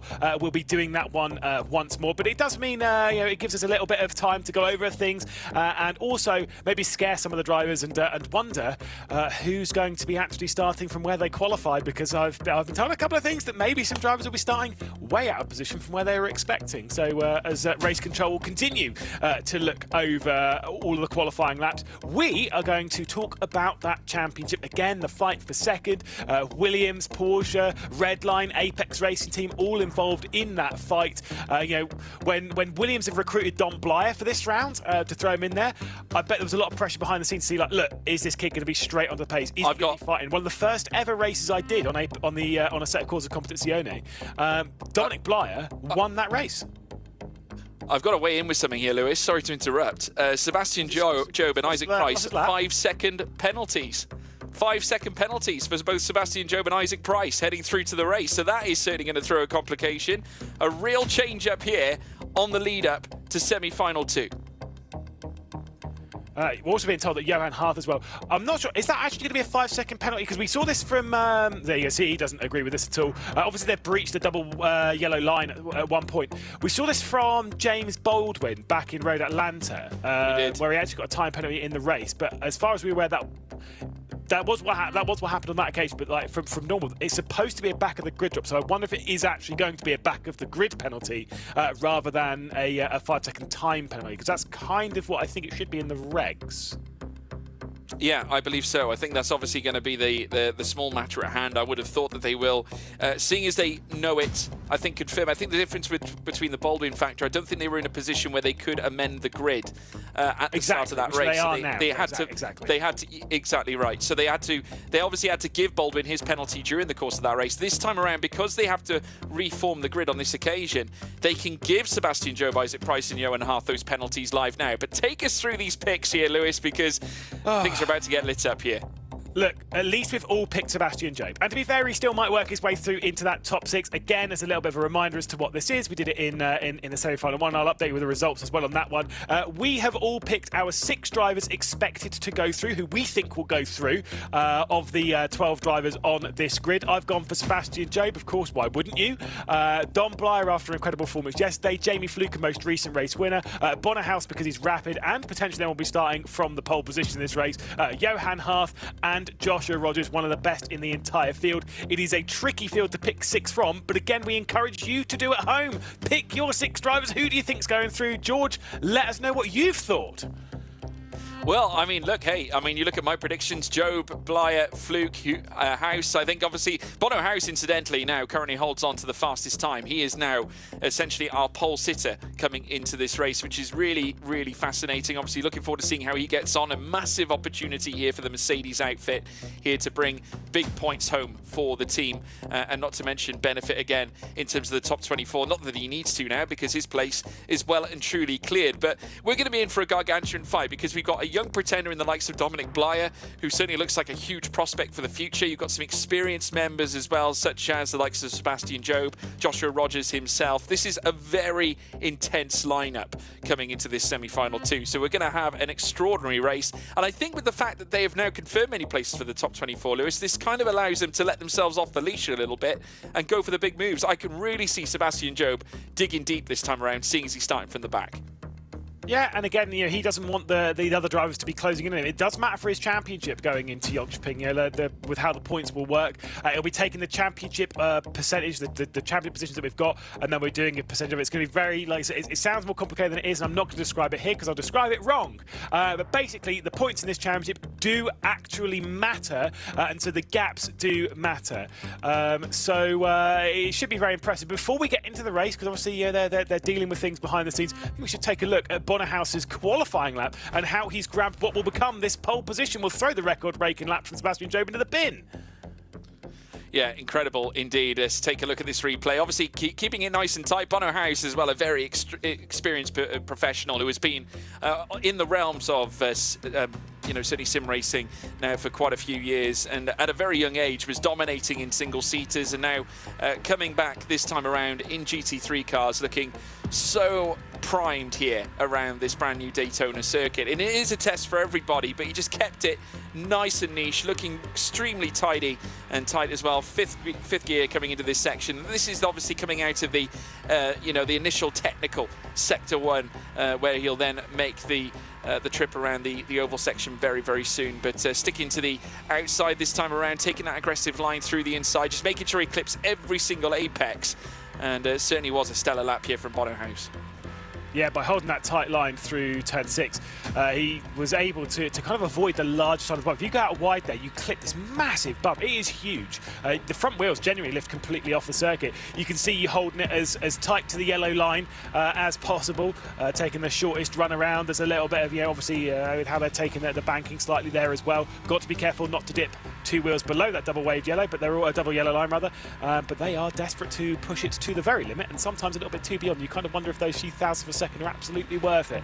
Sometimes, maybe not. Obviously through turn 4, and like I say, it was tidy, it was aggressive though. That's the thing, is that to grab a pole position, it can't be a half-hard lap. They only get 1 lap in quali, but it has to be on the limit, George. Yeah, and he would have been very aware of what Sebastian Job can pull off in qualifying as well. So he knew that he would have to bring his best. And at this point, as the phrasing is conned, if you don't go for the gap, you're no longer a racing driver. And the same could be said for when you're trying to maximize your quali lap. You've got to try and hit absolutely everything, maximize your performance, and that means going in deep on various occasions. And certainly here at Daytona, you can get rewarded heavily for it.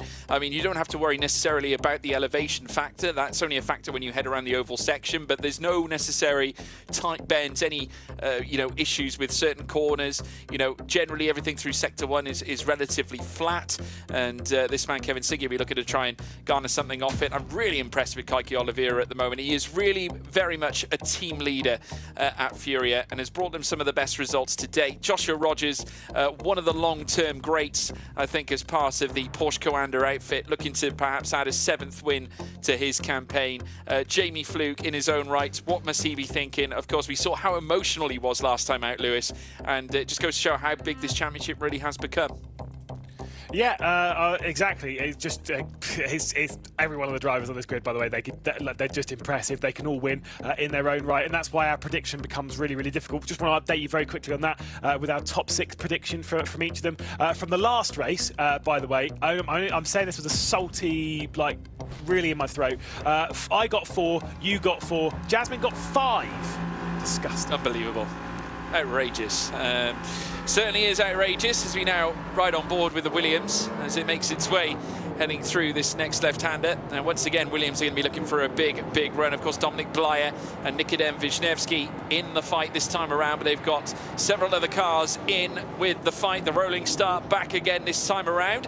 And there you can see the start-finish line as well, just dead ahead as they make their way through towards the first sector. Very soon we will be getting underway proper, and certainly at this point it is pedal to the metal, and it is go, go, go, go, go. Bono House certainly not forfeiting any lead advantage up at the front. It's already careered away in behind. Porsche Coanda notched themselves higher and higher. Joshua Rogers being at the wheel of that one as we now see the Williams and the G2 car come under close contention as they make their way through the first sector, out of the first horseshoe at Rodriguez International Horseshoe, and down now towards turn 4 at the dog leg. Got wheel-to-wheel action between Yuri Toman and Erhan Yovsky as well, of course, representing the RHE team. It's now the Williams car gets pushed onto the grass and unfortunately has to forfeit. Wide line taken by the Audi, which will give the Williams a chance, but now as they make contact through, very nearly 3 wide, heading through the first sector. Can you see who's in this battle? How Sebastian Job done this? I think he's already in the top 6, isn't he? Outrageous! He's already in the top 6! Top 6! Oh my goodness, what an unbelievable performance of Sebastian Job. He just sived his way through the field. I was like watching it being like, yeah, there's this fight, yeah, cool, yeah. So is that the 22 that I've just seen? And yes, it was. Sebastian Job has gone from basically the rear of the field to 6th. Not even in a lap, in half a lap. Now we start talking slipstream. He could definitely still win this race, and it would be the lowest position we've ever seen a race victory come from. It would be one of the most extraordinary performances, Lewis. If he pulls this off, he's already P5 and he's already knocked down Nikodem Wisniewski. As I alluded to before the start of the race, we of course did note that with some of the drivers that have already qualified, should we say, for Sweden in the top 24, of course, Sebastian Job currently leading that championship. He's on the move again, you know. He's currently chasing down Yuri Toman. He's right in his rear spoiler. Great chance here for the BMW to perhaps lofty his hopes yet again. He's got company, though, in behind, because Jamie Fluke and Dominic Blyer are going at it, heading through the final sector. As they enter sector 1 now on lap 2 of 9. Again, outside line here for Fluke, who makes contact as they make their way through turns 2 and towards turns 3. Through towards the horseshoe is still Fluke, battling with Dominic Blyer. They make contact between the two Mercs. Nothing stops them. Again, further back, it's ART and Williams going at it again further on behind. Incredible. Yeah, it's actually Wisniewski. It's actually Wisniewski and all that who absolutely slammed into the rear as well in all of that. So a little dicey and a little scary. Absolutely slapped the rear of Yuri Toman. As we can see, plenty of the side-by-side behind all this. You've got Johan Harth on the inside of Dom Blyer, who's going back, because it's going to be bad for Williams again. They're fighting for second in the championship on the team side. A lot of money up for grabs for that. And you know, if they've got two drivers going through into the final, sure, that's from the previous race. But they would dearly love to have these two join them, because to be honest, Williams have been the team to beat so far here at Daytona. They have. They got two cars in through to the final later on. They'd love to make it 4. They're right on the cusp of it too. Obviously, Sebastian Job has made that job that much harder by taking that 5th place away. Thibaut Casibon now at the rear of the field as he looks to try and give chase on Isaac Price as well as Kevin Siggy. Of course, I did expect that to be Price up into the top end earlier on at the very start of the race, but Sebastian Job has pulled off an absolute worldie at the start of this race. Lap 2 of 9 will very soon become lap 3. Bono House still out in front. 3.5 tenths of a second is starting to be whittled down now to 3 tenths as Joshua Rogers puts his foot to the floor. Will he try a move here this time around, or will he just benefit off the slipstream? Just waiting behind, be patient. We'll have to wait and see. Yuri Toman now under pressure from Sebastian Job this time too. Of course, Job now already knows that he's in with the chance of going into the final should he remain in this top 6 anyway, so might as well conserve the place. Jamie Fluke is in behind as well. He's currently in the last position possible to make it through to the final later on tonight, and looking really racy in behind. But Nikodem Wisniewski and Dominic Blyer are queuing up as Bono House comes under attack from Josh Rogers. Yeah, Rogers working his way down the inside, looking for a 24th victory in ESL R1. Very impressive from him to have done so. Bono House, again, shocked by all of this. He's only been in the top 6 14 times, and of all of that, he's only been on the podium twice. None of them have been victories. So it would be impressive to see him taking a victory in this race. To be fair, he's got the pace, he's got the car to do it. Kaiki Oliveira also into the mix with him, who also hasn't taken a victory. It's quite shocking when you see that. When you see these drivers always, you know, in the top 6, these fantastic drivers for the world of sim racing, not taking wins. It shows the strength of the field, and they're all basically in a race as to who could become the 31st winner in ESL R1. That's how many winners have we had? That's wild, 30 of them. We've come a long way since Katowice, all the way back in February earlier on this year. We've crowned champions, we've crowned round winners, we've crowned race winners, you name it, podium sitters. We've had plenty of them. And no less, his full season championship run has been stellar. Josh Rogers now leading the way with Bono House now relegated to 2nd. Kaiki Oliveira, who has not left the rear and is in fact broken nearly a second on Yuri Toman.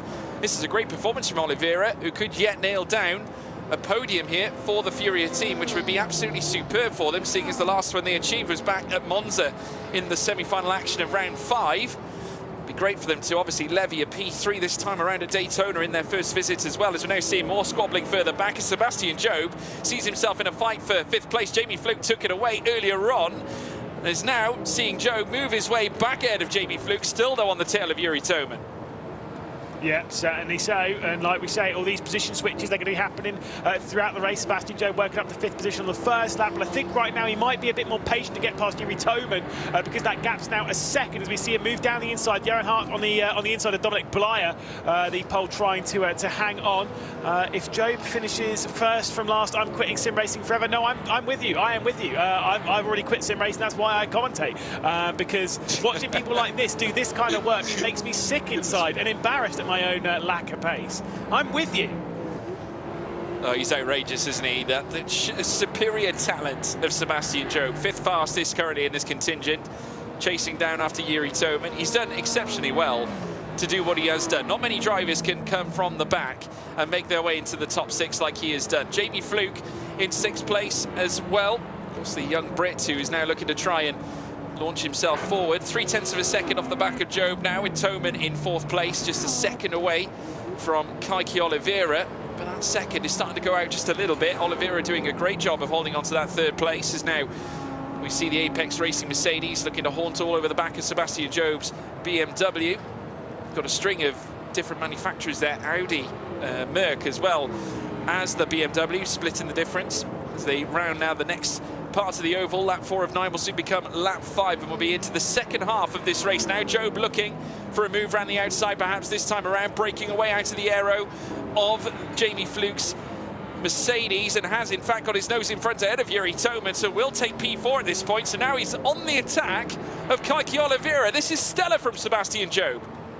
I think it was far more important for Yuri Toman to not fight Sebastian Job. The gap is 1 second. From what I was told by Will Chadwick, the gap needs to be around about 0.7 of a second before you get that slipstream. Leave whoever's at the head of the pack on their own. Do not fight them. If you fight them, you'll get pulled right off the rear end of that train. If you let Sebastian Job go after it for a couple laps, he might just close his way back in. This is the fight for 9th position. Kevin Siggy trying to work his way past Don Blyer. Isaac Price just off the rear end. Kevin Siggy gives him a big whack going into the West Horseshoe as they depart that. A little bit of conversing with his team, probably with basically the race manager, the team manager for this event, being Andre Kunchman. Just a couple of words as probably most of all venting frustration, which is what these races do tend to boil down to sometimes. Yeah, they do, and Kevin Siggy has been on the end of some frustrations in his time as well. Gamers 8, of course, did not quite go to plan as far as he was concerned anyway. Was left very early on supporting his teammates as he now looks to try and attack Dominic Blyer. Gets to within the same 1/10 of a second, perhaps might look to make the move. Heading through, skipping over the curbs there as well, Sebastian Job. Not leaving anything to chance, and got some quite lofty elevation coming off that as well. Yeah, we've got Joshua Rogers still leading the way though. Bono Harris hasn't left his rear though. Still trying to benefit from the aero. Sebastian Job trying to work to break into that second gap, but it's gone back out again and will open up the door for Yuri Toman, you'd think. Yeah, so like I say, there are the opportunities for various drivers to work their way through, but whether it matters so much on this occasion, you can see Jamie Fluke closing in on Yuri Toman, but again, I'm liking what I'm seeing here. These three are using their brains. The gap, though, worst of all for them, it's not coming down. It's still hovering around the 1.1 seconds. It's not really a high tyre wear circuit, though, so the concerns of what we normally see with the BMW wear is not really there. And oh my goodness me, Kevin Siggy just giving a little bit of a squeeze coming through T2 because Dominic Bly is trying to get to the outside. Isaac Price and Thibaut Casavon, these will all be fighting now for the wooden spoon, basically, because the top 8 have cleared right away from this grouping as we've got 3 separate packs up and down the order. Yeah, very nearly coming together and losing the car as well, Dominic Blyer, as he met with Thibaut Casabon, who has not left the rear for quite some time. Kevin Siggy now has lofted himself up into P9. Isaac Price following suit, moves up to 10th place. So lap 6 of 9 as we come down to the final 3 laps of action, or 2.5 if you're picky, as now we see Yuri Toman now on the tail here of Sebastian Job yet again. Now Job has managed to get himself to within a second, albeit only by mere thousands. He's still trying to chase after Kaiki Oliveira. He might be on the cusp of maintaining somewhat of a podium, but it's going to come certainly at a mighty cost of his tyre wear as he makes his way down this next straight. He of course has got the chicane coming up now, the Le Mans chicane, as they go nose to tail through this next segment. It is still Rogers out in front, House now getting closer and closer in behind, might be choosing to opt to make a move as well, does break out to the aero of Bono House as well, as we now see Toman now coming together with Fluke. Fluke's closer to Toman than Toman is to Job. Great chance here for Fluke to perhaps levy himself forward. He's not doing it. He's not doing it again. He's going to sit behind Yuri Toman. Try and give what is classified as an aero push. Sat behind the rear end. You're taking the rear end, the aero off the rear of the car, and you're just giving him a little bit of a push. A reminder: there is no bumps drafting allowed in this competition. You are not allowed to do it in ESL R1, and that's why you won't see them get right up to the rear end NASCAR style and start bumping. You will see that in GT3 racing. Let me tell you that now. But in this now, they're not allowed to do it. So just sat behind, just kind of using the aero to try and push the front end of the car, but unfortunately it's not quite working. That gap around about a second. I think that's why when Bonnerhouse has recently got past Josh Rogers for the race lead, I know we've not seen it because it wasn't really that interesting. It was just a nice slipstream pass around the outside T1. Josh Rogers did not fight it, for the reason of being, if he fights it, it will allow those 3 behind to close in. It is in their best interest to not fight too hard right now, although I do get the feeling Sebastian Job, Yuri Toman, Jamie Fluke, I get the feeling they might get a go at this race victory before the end of the race on that last lap. Yeah, lap 7 of 9 now, and Job has managed to break into that second gap. He's now just under 9/10 of a second away. Toman now is almost equilateral to the distance between he and Job, to him and Fluke. To make their way down the straight once again. Toman now back in the tow, this time of Sebastian Job, as they make their way through towards the next chicane. The Audi taking a little bit of an aggressive look down the inside. You just see the furor on Toman's face as he looks to concentrate himself and get himself set for certainly a final couple of laps of magic here at Daytona. Still House out in front here. Joshua Rogers with the fastest lap of the race so far, currently waiting in the wings in behind. Might get a chance at the race lead as well. He's only a 10th away, has broken to within the same 10th of a second, as now we see Toman now looking to launch a charge. Will he break the aero this time and go for the move as he looks to try and curtail his way around, just treading water here with Sebastian Job, who once again has lost time to that of Kaiki Oliveira ahead of him here. You can see the trio of cars out in front here, just carrying themselves around here on lap 8 of 9. Penultimate lap of the race, folks. Here we go. Not long left here at Daytona. No, certainly not. Again, it's dramatic at the front. Joshua Rogers looking for yet another win in ESL R1. He's had so many. Like I've said before, Bonnehaus, Kaiki Oliveira, they're looking to become the 31st different winner in ESL R1. That does include the majors. That does include Gamers 8 as well. So that, you know, inland, online, whatever, is every race. 30 different winners. Can Kaiki Oliveira, can Bonnehaus do it? They've got to beat one of the absolute best in doing so without losing too much time and being caught by Sebastian Job. It shows how consistent, how fast this field is. The fact that gap has just not come down. No, it hasn't, and it's credit to Kaiki Oliveira as well, who's driven impeccably. He's just managed his race, hasn't tried anything too daring, knows that a podium would mean a lot to Fury, and it does grant him a place in the final later on tonight. Sebastian Job in third. Whilst he hasn't necessarily eaten into that gap too much, he has managed to at least equilateral it. It's stayed pretty much the same, flittering around the 1.2s to the 1s. And is now still fending off the likes of Yuri Toman, but now, very shortly, we will cross over into lap 9 of 9. And Bonnehaus, though, with the lead of the race now, with Joshua Rogers in second, there's going to be a huge fight on their hands now as they make their way, soon to be, on this final lap. Semi-final 2. Has granted us with plenty of action. It has been a game of chess. Many of the drivers levying themselves into positions of power earlier on, as now we're seeing them round the oval once again to begin lap 9 of 9. We're on the final lap now, folks. Sebastian Job still in 4th place, being hunted down by Yuri Toman, and Bonnehaus still has the lead. Yeah, exactly, and I think with the gap between them, 1.3 seconds, this is a 3-horse battle for the race lead. It will be a tactical fight, though. It's not about leading, going into the bus stop, going into the Le Mans chicane, going out onto the NASCAR 1 and 2. It's about leading across the line. Timing is everything, and we have seen this a few times so far in the knockout phases and even a little bit in the semi-finals. Sometimes being that third car is actually better. You get the double slipstream. If things are timed right, if you get a little bit lucky, if you time yourself right, you might well be able to get that double slipstream, work your way around the high side and have that drag race towards the line. I get the feeling the top 6 are fairly set in this race, that it will be Bonnehaus, Rogers, Oliveira, Sebastian Job, Yuri Toman and Jamie Fluke, but in what order, George Morgan, I cannot tell you. Well, Lewis, we'll have to find out very shortly, I'm sure, because Bonnehaus now still has the lead, but Joshua Rogers not far away. They're now rounding out of turn 9, down the straight towards turn 10 at the back stretch, before now opening the door straight away. In comes Joshua Rogers now, and Porsche Commander looking to take the lead of the race away from Bonnehaus. Brilliant move there from Joshua Rogers, right where he needed it most. Kaiki Oliveira haunting his rear wing too as they exit out of turn 11. 2 corners remain here around this track. Stellar show from Joshua Rogers, ever the professional, ever one of the most talented drivers you'll see behind a sim racing rig, but he's going to be challenged wheel to wheel up towards the line by Bonnehaus. It's going to take the win away from him. I think he might crossing the line. It's Bonnehaus, I'm sure, that's going to take this one, and I think he has. Joshua Rogers in second. An incredible drive from Kaiki Oliveira, but there was no chance to dance here for Rogers. It was Bonnehaus who took victory. Mercedes celebrated style here at Daytona. It's been a long time coming, but he's back. It's Bonnehaus. Winner number 31. That is impressive. Well done as well.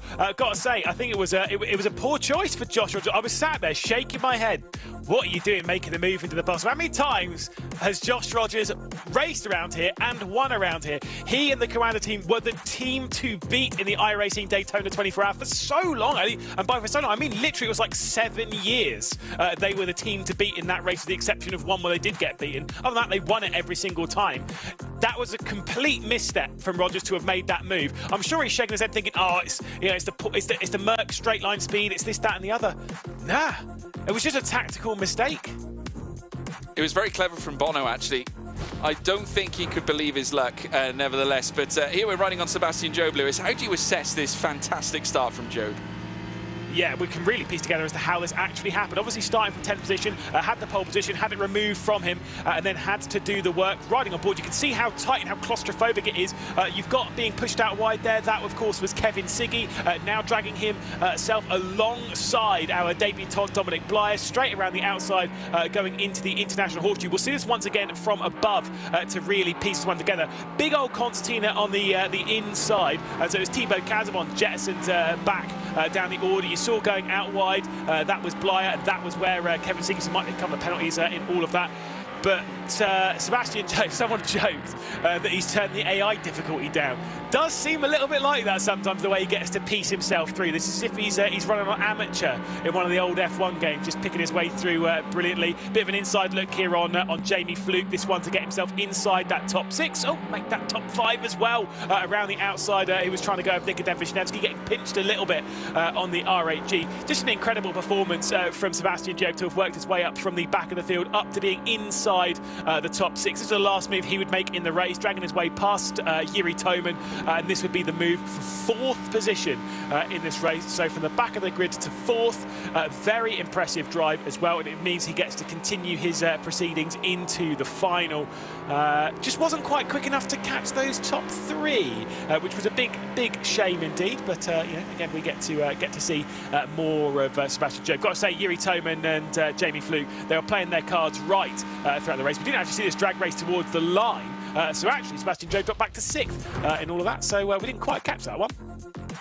No, but all 3 drivers going through, and unfortunately we don't get to see Dominic Blyer going through, but we do have him on standby for an interview nonetheless. And what a superstar he has been since joining the series yesterday.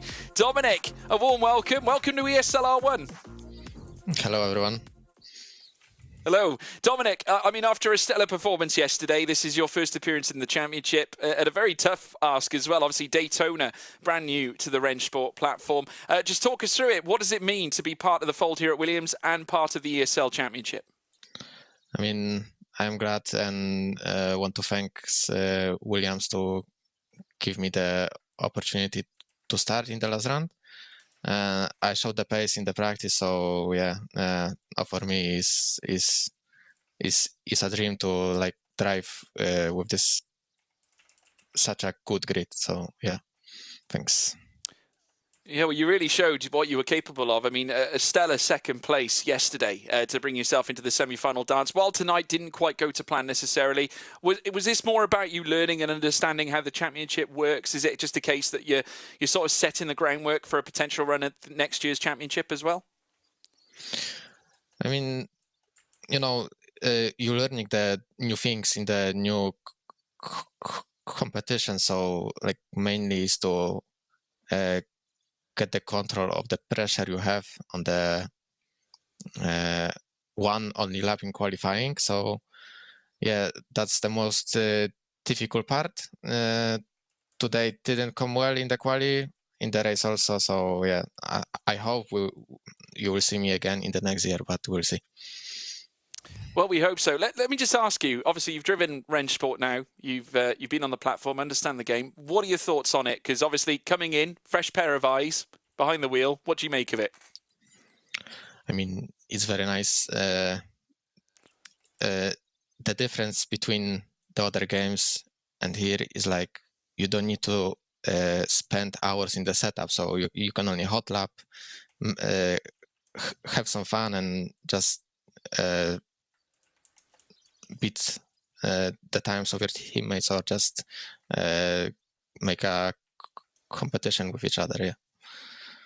Sorry, Yeah, and I'm how- a little bit stressful, yeah. No, it's okay. No, brilliant. I mean, obviously, what do you make of Williams' performance, and what do you think their chances are of securing a big result in the team's championship? I think 1-2 next race. Let's see. Well, we'll look forward to it. Have you got any predictions before we go? Any predictions? Come on. Tara win, Kuba second, and the rest, I don't know. We will see. We will see. Brilliant. Well, thank you ever so much anyway, Dominic. We look forward to seeing you in the future as well. Massive congratulations. Thanks. See you. See you. Well, there we have it. Some words of wisdom from Dominic Blyer. Seems very mellow. I mean, that's just his very nature, I think, at this point, Lewis. But a great future talent nonetheless. Certainly so. I mean, look, let's say I've commentated on Dom quite a bit. He is quick, he is fast, he does piece things together very, very well. And like you say, when he puts on performances like that, it's great. Love to hear, by the way, the support of the team. He just straight away, like, yeah, they're going to get a 1-2. Dara, Yakuba, cool. Nothing phases him love that. at all. Love it. Fantastic. Well, I mean, it's been absolutely superb, obviously, and we've got the semi-final results coming up very shortly as well from semi-final 2, which is absolutely stellar. Bono House currently spearheads the top of that order, obviously, after taking that very, very crucial victory. Of course, back on top, Bono House. Josh Rogers as well, second place. I think will be ruining that little error, perhaps in judgment, choosing to make the move as early as he did. Kaiki Oliveira, a great performance, netting together a stellar podium visit. Jamie Fluke in 4th, and Yuri Toman, Sebastian Job after that mighty drive to bring himself into the fold and getting through to the final later on tonight. But Williams, unfortunately, losing out 2 key drivers that would have made certainly their team's championship charge, I think, all the more easier. And I think they'll be ruined that day as well. But naturally, they've still got 2 drivers coming through to the final, Jasmine. So quite a lot to deep dive into after that one. You know what? Bragging rights are in order. I just want to point out that my prediction of Jamie Fluke actually ended up finishing way above your Sebastian Job and Blyer. Just throwing that one out there. Now that that's out there, though, let's talk about that Mercedes. George, explain to me, why on earth is it that the Mercedes seems to be so incredibly strong on tracks like Daytona? Well, just the sheer straight line speed element, I think, of the Mercedes. I think it provides a helping hand to many of the drivers. And certainly here at Daytona, where the track is reasonably flat in places, we don't have too much elevation aside from the oval sections that we have heading through the likes of turns, I think 3 and 4. Well, saying that, turns 8 and 9, I should say. And then heading through the other side of the oval, heading through turns 12 and 13. So, you know, those are the main sections where you will see some elevation. But the rest of it, the backstretch, for example, very flat. And of course, we saw the chicane too. The only time you do catch any aero is when you hit the curb, like Sebastian Job did in that previous race. Well, we've seen a lot of butting heads, as it were, driving side by side. Jamie Fluke definitely did deliver on the fact that it is going to be exciting races, but we are still not done because we still have our finals to go. But before that, let's revisit our team championship. Is this shaping up how you thought it would at the very start of the day? Well, RAG breaking the 1,000 points barrier, that is quite something. Just goes to show how stellar they have been all season long. I mean, Porsche Coanda second as well. Williams in 3rd place. Team Redline also looking pretty sharp as well in 4th. But Williams have been the feel-good factors, 3rd in this classification. They've been rising up this order. And again, going back to our conversation earlier on, definitely major threats in this team's championship fight. But the question is, how much has losing 2 key individuals for the final, how difficult is going to make that charge for P2? That was exactly what I was going to ask you in just a moment. The fact that there is only 6 points separating Williams and Team Redline. Do we think that despite losing 2 of their drivers that Williams are still in it to win it? Or are Team Redline going to come out too strong?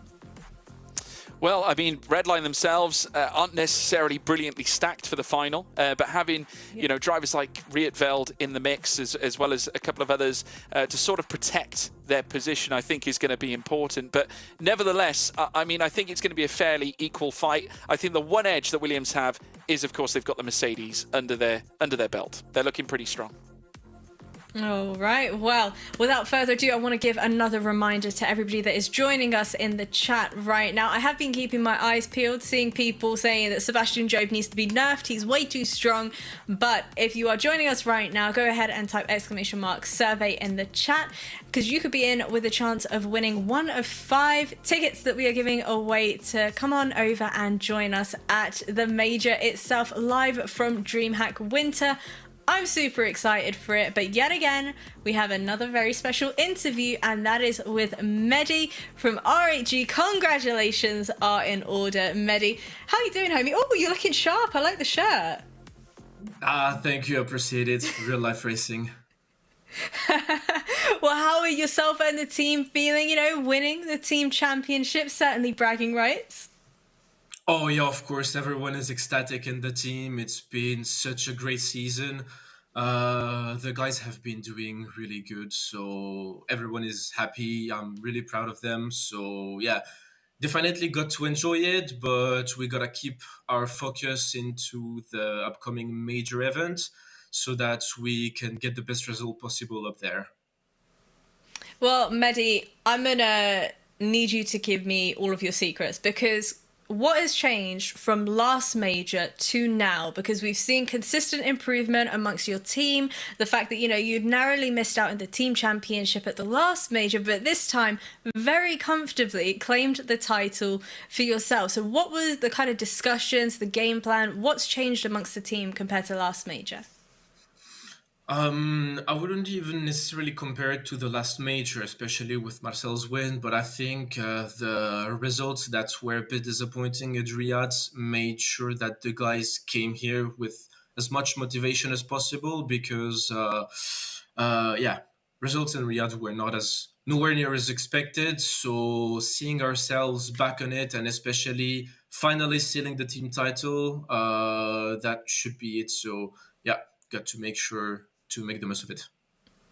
Well, with the new title on the horizon, we also have a new track as well. So tell me, what are the thoughts and feelings surrounding Daytona? Are the boys liking it? A bit difficult. The audio is suffering a lot, especially on the top speeds. So we got to try and make the most of it where we can, which is absolutely not easy. So we shall see how it goes in the final, and especially in the major. Hopefully there will be some fixes on that, but yeah, they'll be definitely working as hard as possible. Well, speaking more about the major that we have coming up as well, what's the day-to-day schedule looking like for you and the team? It's going to be complicated because I believe I will not be at the major due to real life racing commitments. But yeah, this is something that we'll be discussing further with the team in the upcoming days, so that they can make sure to be as ready as possible. And yeah, title is still at reach, especially for Jiri. So yeah, cannot afford to make the same mistakes in Riyadh, but looking forward applying as the same stuff that we did in Munich to, yeah, hopefully catch back on the points and see what happens. Oh, Mehdi, I'm super sad to hear that you're not going to be at the major. I was looking forward to having another debate about the team livery with you again. Another back and forth. But realistically speaking, do you think that you're not being there is going to have a lot of an impact with the boys? What is the approach to kind of try and combat that? Quite frankly, not really, because even throughout the season, for most of the rounds, I was not here for the same racing commitments. And as you can see, the lads have done extremely well. That's the fact that they simply won the team title. So provided that they've done it without a lot of my inputs, I'm sure that they can also perform extremely well. They have Samuel taking care of them.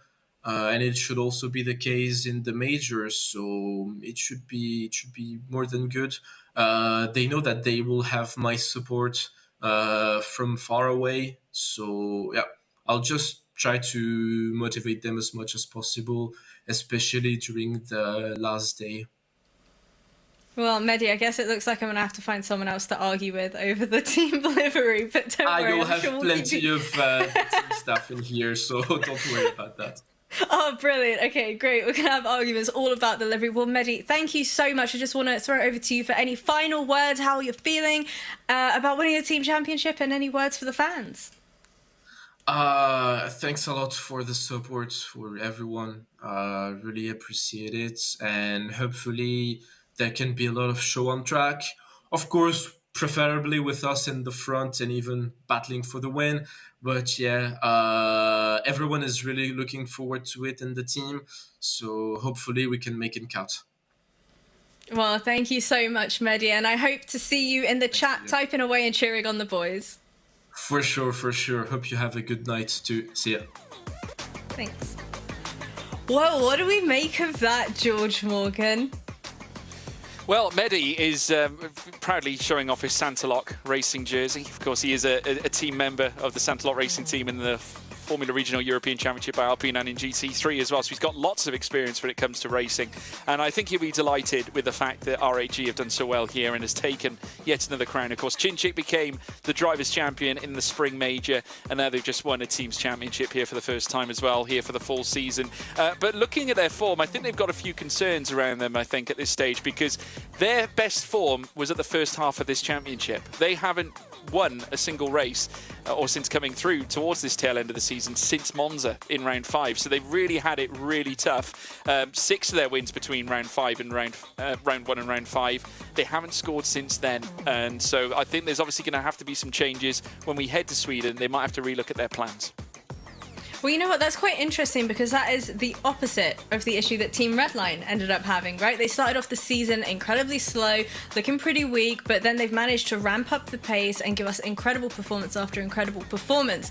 And I know when we spoke to Andre for the side of Team Redline, he mentioned the mental factor, the mental strain and element on some of the drivers being a factor. But I do know that Marcel has said, you know, the major LAN environment is where he really thrives. So the real question is, can we get a back-to-back major winner? You think Marcel can do it?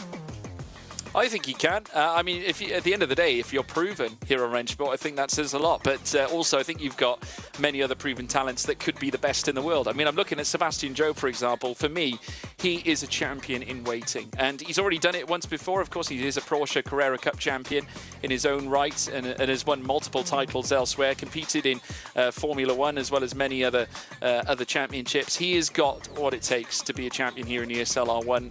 And by the way that he's done it so far, I'd say he has a great chance, but you know, you can't count out Cinčić, you can't count out Toman. You've got various others as well. Redline are chomping at the bit. It's going to be one of the most absorbing, one of the most thrilling rides, I think, at this winter's major. It's going to be stellar. Well, I think it's about time we see our final lineup for our final online round of ESL R1. Boy, oh boy, am I excited for this one. What do we make of this final selection of our 12 fantastic drivers? Well, I know I've been kind of splitting hairs over this time and time again between Dara McCormack and Sebastian Job, but Job for me is definitely one to watch, as he always is. I mean, despite not necessarily winning that last race or claiming a podium, I think that drive coming from back to front the way he did was absolutely superb. Bono House, I thought, was calculated. One of the most commanding performances. Did not, panic when Mitchell de Jong made that key move heading down through towards the Le Mans chicane that would eventually leave him with a great chance. And I think if you're someone like Joshua Rogers, I think you are going to be looking for vengeance. I'm interested to see how ART get on. Jamie Fluke and Kevin Ellis Jr. The battle for P2 in the Teams Championship is still on. Rogers and de Jong representing, but they've got plenty of other cars here to worry about, with Redline, ART and Williams all with 2 drivers apiece. Honestly, so many fantastic drivers. And I think on that note, Lewis, I need you to pick it apart for me even more. Talk to me stats-wise. Who are we going to be keeping an eye on? Well, I mean, look, there are really like 5 or 6 drivers that can take this victory, and it's terrifying to think. To be fair, actually, I think all 12 can take victory after what we saw from Bonner House there, so who knows? Head-to-head wise, I think we have to really start things, though, with the top 2, the big dogs. Josh Rogers, Sebastian Job. You know, these 2 are so incredibly strong, so brutally consistent when it comes to their race victories. Like I've said, the most race victories in ESL R1 is in Joshua Rogers' hands, but the highest percentage is in Sebastian Sebastian Job's hands just to make things even more close. You can actually kind of see that in the percentages at the bottom with the top 6 and podiums. Whilst the numbers on the left are higher, the percentages are higher on the right. Very, very thrilling, and it shows how good Sebastian Job's season's been. These two are first and second in the Teams Championship. But are they the favourites of the day?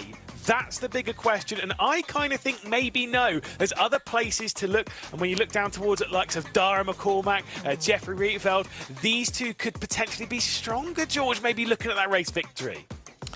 I think you could be right here, Lewis. I think you've got an outside chance here for Dara McCormack, who has been absolutely superb in the Mercedes, and we've spoken about the Mercedes performance around Daytona. 360 total points going to the Irishman, with 169 going by the way of Rietveld, who, whilst that doesn't necessarily look as impressive as McCormack's, his form is coming in at this point during the championship. And naturally, further down, average points per round, again going by the way of McCormack, over double the difference there between the pair. But the average grid position, again, 4 for McCormack, top 6s, dwarfing Rietveld is Dara McCormack, and the same has to be said for the podiums. He is a ruthless driver. He has a presence. Beware of the Irishman. I think he's going to deliver. Well, you know what? You can back that prediction of the fact that you think he's going to deliver, because I'm going to swoop on in and give my prediction first. I think Sebastian Job is going to take this one. Over to you, George Morgan. Don't do it, George. I'm joking. No, you know what I'm going to do, don't you? You know exactly what I'm going to do. I think chat knows what I'm going to do as well. Dara, my saviour. I'm going to go with you, sir. Dara McCormack's my choice. I'm sorry, Lewis McGlade. I'm going to bunk you off that straight away. It's fine. Just gonna go with the shirt. No, do you know what? Actually, fine. I don't have a shirt from them yet. I have been offered a small one, but it's not big enough for me. I'm gonna go down to the Apex Racing team, and do you know what? I'm gonna say Jamie Fluke goes back to back heading in to Sweden. You'll grow into it one day, Lewis. I also want to hear from everybody joining us in the chat as well. Give us your predictions. Let us know who is going to win the final round, round number 8 here at the ESL R1 full season. It's over to you guys.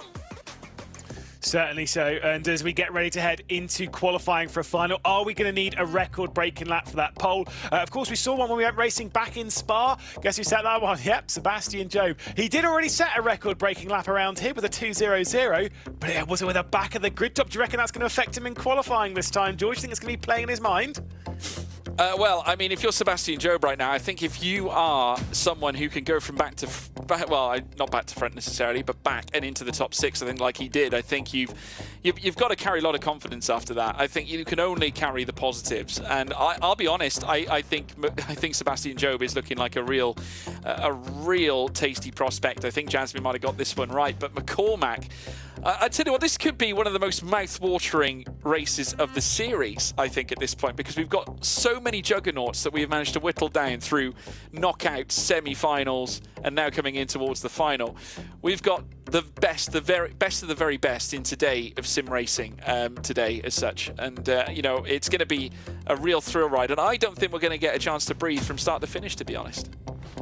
I think Elvis Rankin's contract for the Apex Racing team's already up, because he's just spammed me with 20 messages of Dara's going to win. Wow, I wonder where his what he's eyeing up. My goodness, very impressive. Do you think he's retiring and becoming a pundit? I don't know. I mean, to be fair, that's where I'm kind of leaning towards. As we can see the start, the first lap in this session, it won't be Kevin Lewis Jr. that we can see in the bottom left. He's getting ready for his lap. It will be Sebastian Job. What an exciting first lap for us in this session. Again, he set 43.200 in the previous qualifying session. Can he set one again? And this time legally. He could well do. Well, he could well do. I mean, he's been stellar, as we know. Watch him down in the bottom left-hand corner. Shake of the head, though. He's not happy, though, Lewis. This isn't ideal. Certainly, I mean, we're not quite sure where the Sector 1 time is right now, but at this point, you know, we're looking for around a 43.4 in the first sector. Where does this sit? If it's anything outside of that, I think Sebastian Job is going to be vastly disappointed, especially knowing where, you know, he stands in terms of his standards. Oh, 43.6, that's miserable, Lewis McGlade. Yeah, whilst we say, you know, 43.4, you know, we don't expect it to be a low 43.4, certainly not from a BMW anyway. Somewhere in the lower 43.5s is good enough. A 43.6, Sebastian Jobe. I think that last qualifying sessions might have rattled him a little bit mentally. We'll see where that middle sector is again. We need it to be about a 38.4 before we get that incredibly long run from this section here. Hold your breath as they head their way through. Whoa! Okay, I think I was more on the technical side. We won't panic too much on that one. Obviously, you know, everyone's racing at home, so internet issues, sorry, lag and all that such will come into it. That genuinely scared me though. Sebastian Jobe works his way round. Second sector's not great either. Oh, I think this one might be a much slower lap time than we were expecting from Sebastian Jobe, which is the pundit's curse from veracity. Maybe it doesn't exist, but that's fine. Well, that's what we'll call it as he crosses the line of 43.5. Wow, that is disappointing.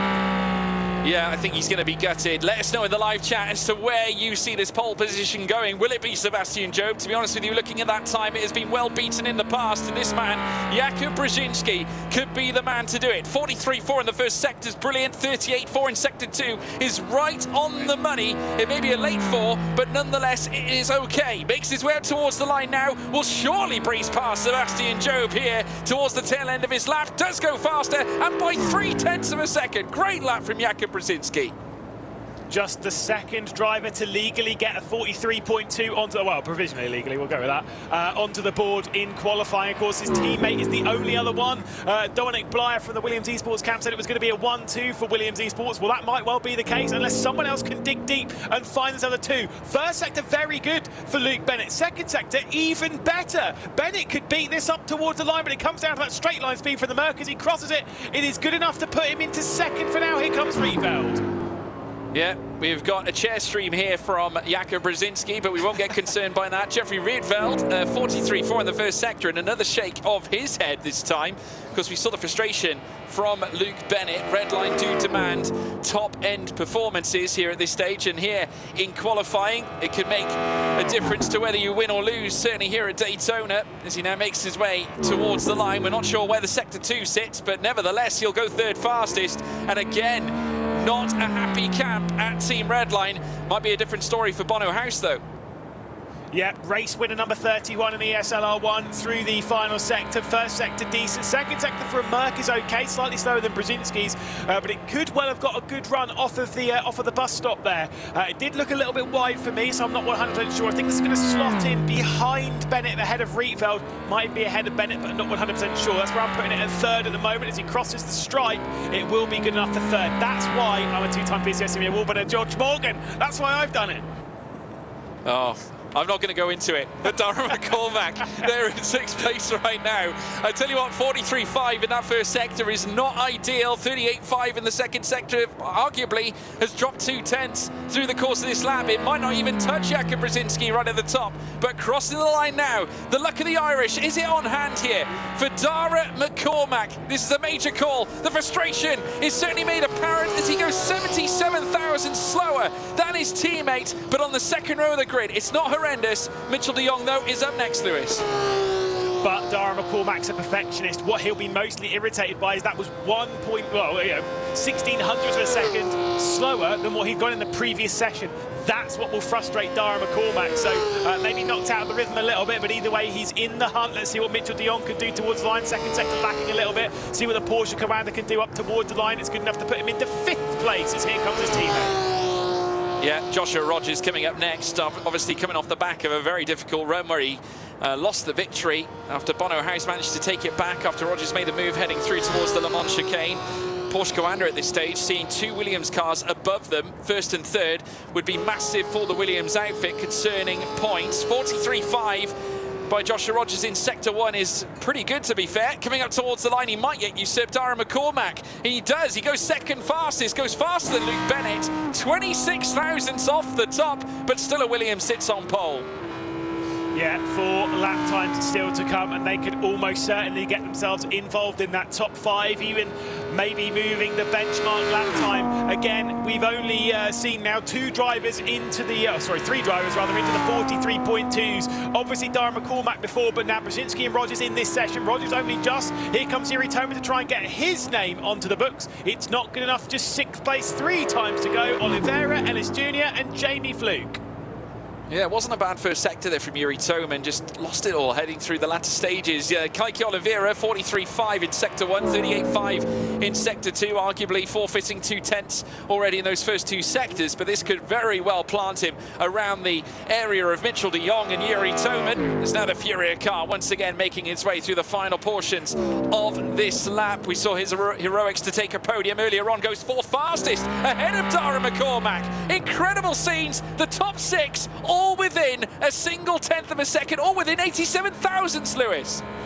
Hey, do you know what? We might have 8 drivers in a tenth of a second here. It depends on what these two do. Kevin Ellis Jr., Jamie Fluke, the two holding the line for the Apex Racing team in the hunt, vying for second in the team's championship. Kevin Ellis Jr. will come down the line, little bit of a head knocking back and forth. I think I might be in contention for pole position. Let's see what he can do as he crosses the line. It is good enough for 3rd place. So again, getting within that tenth. There's just 1 more left to go. Can he slot it within that 7 cars right at the front?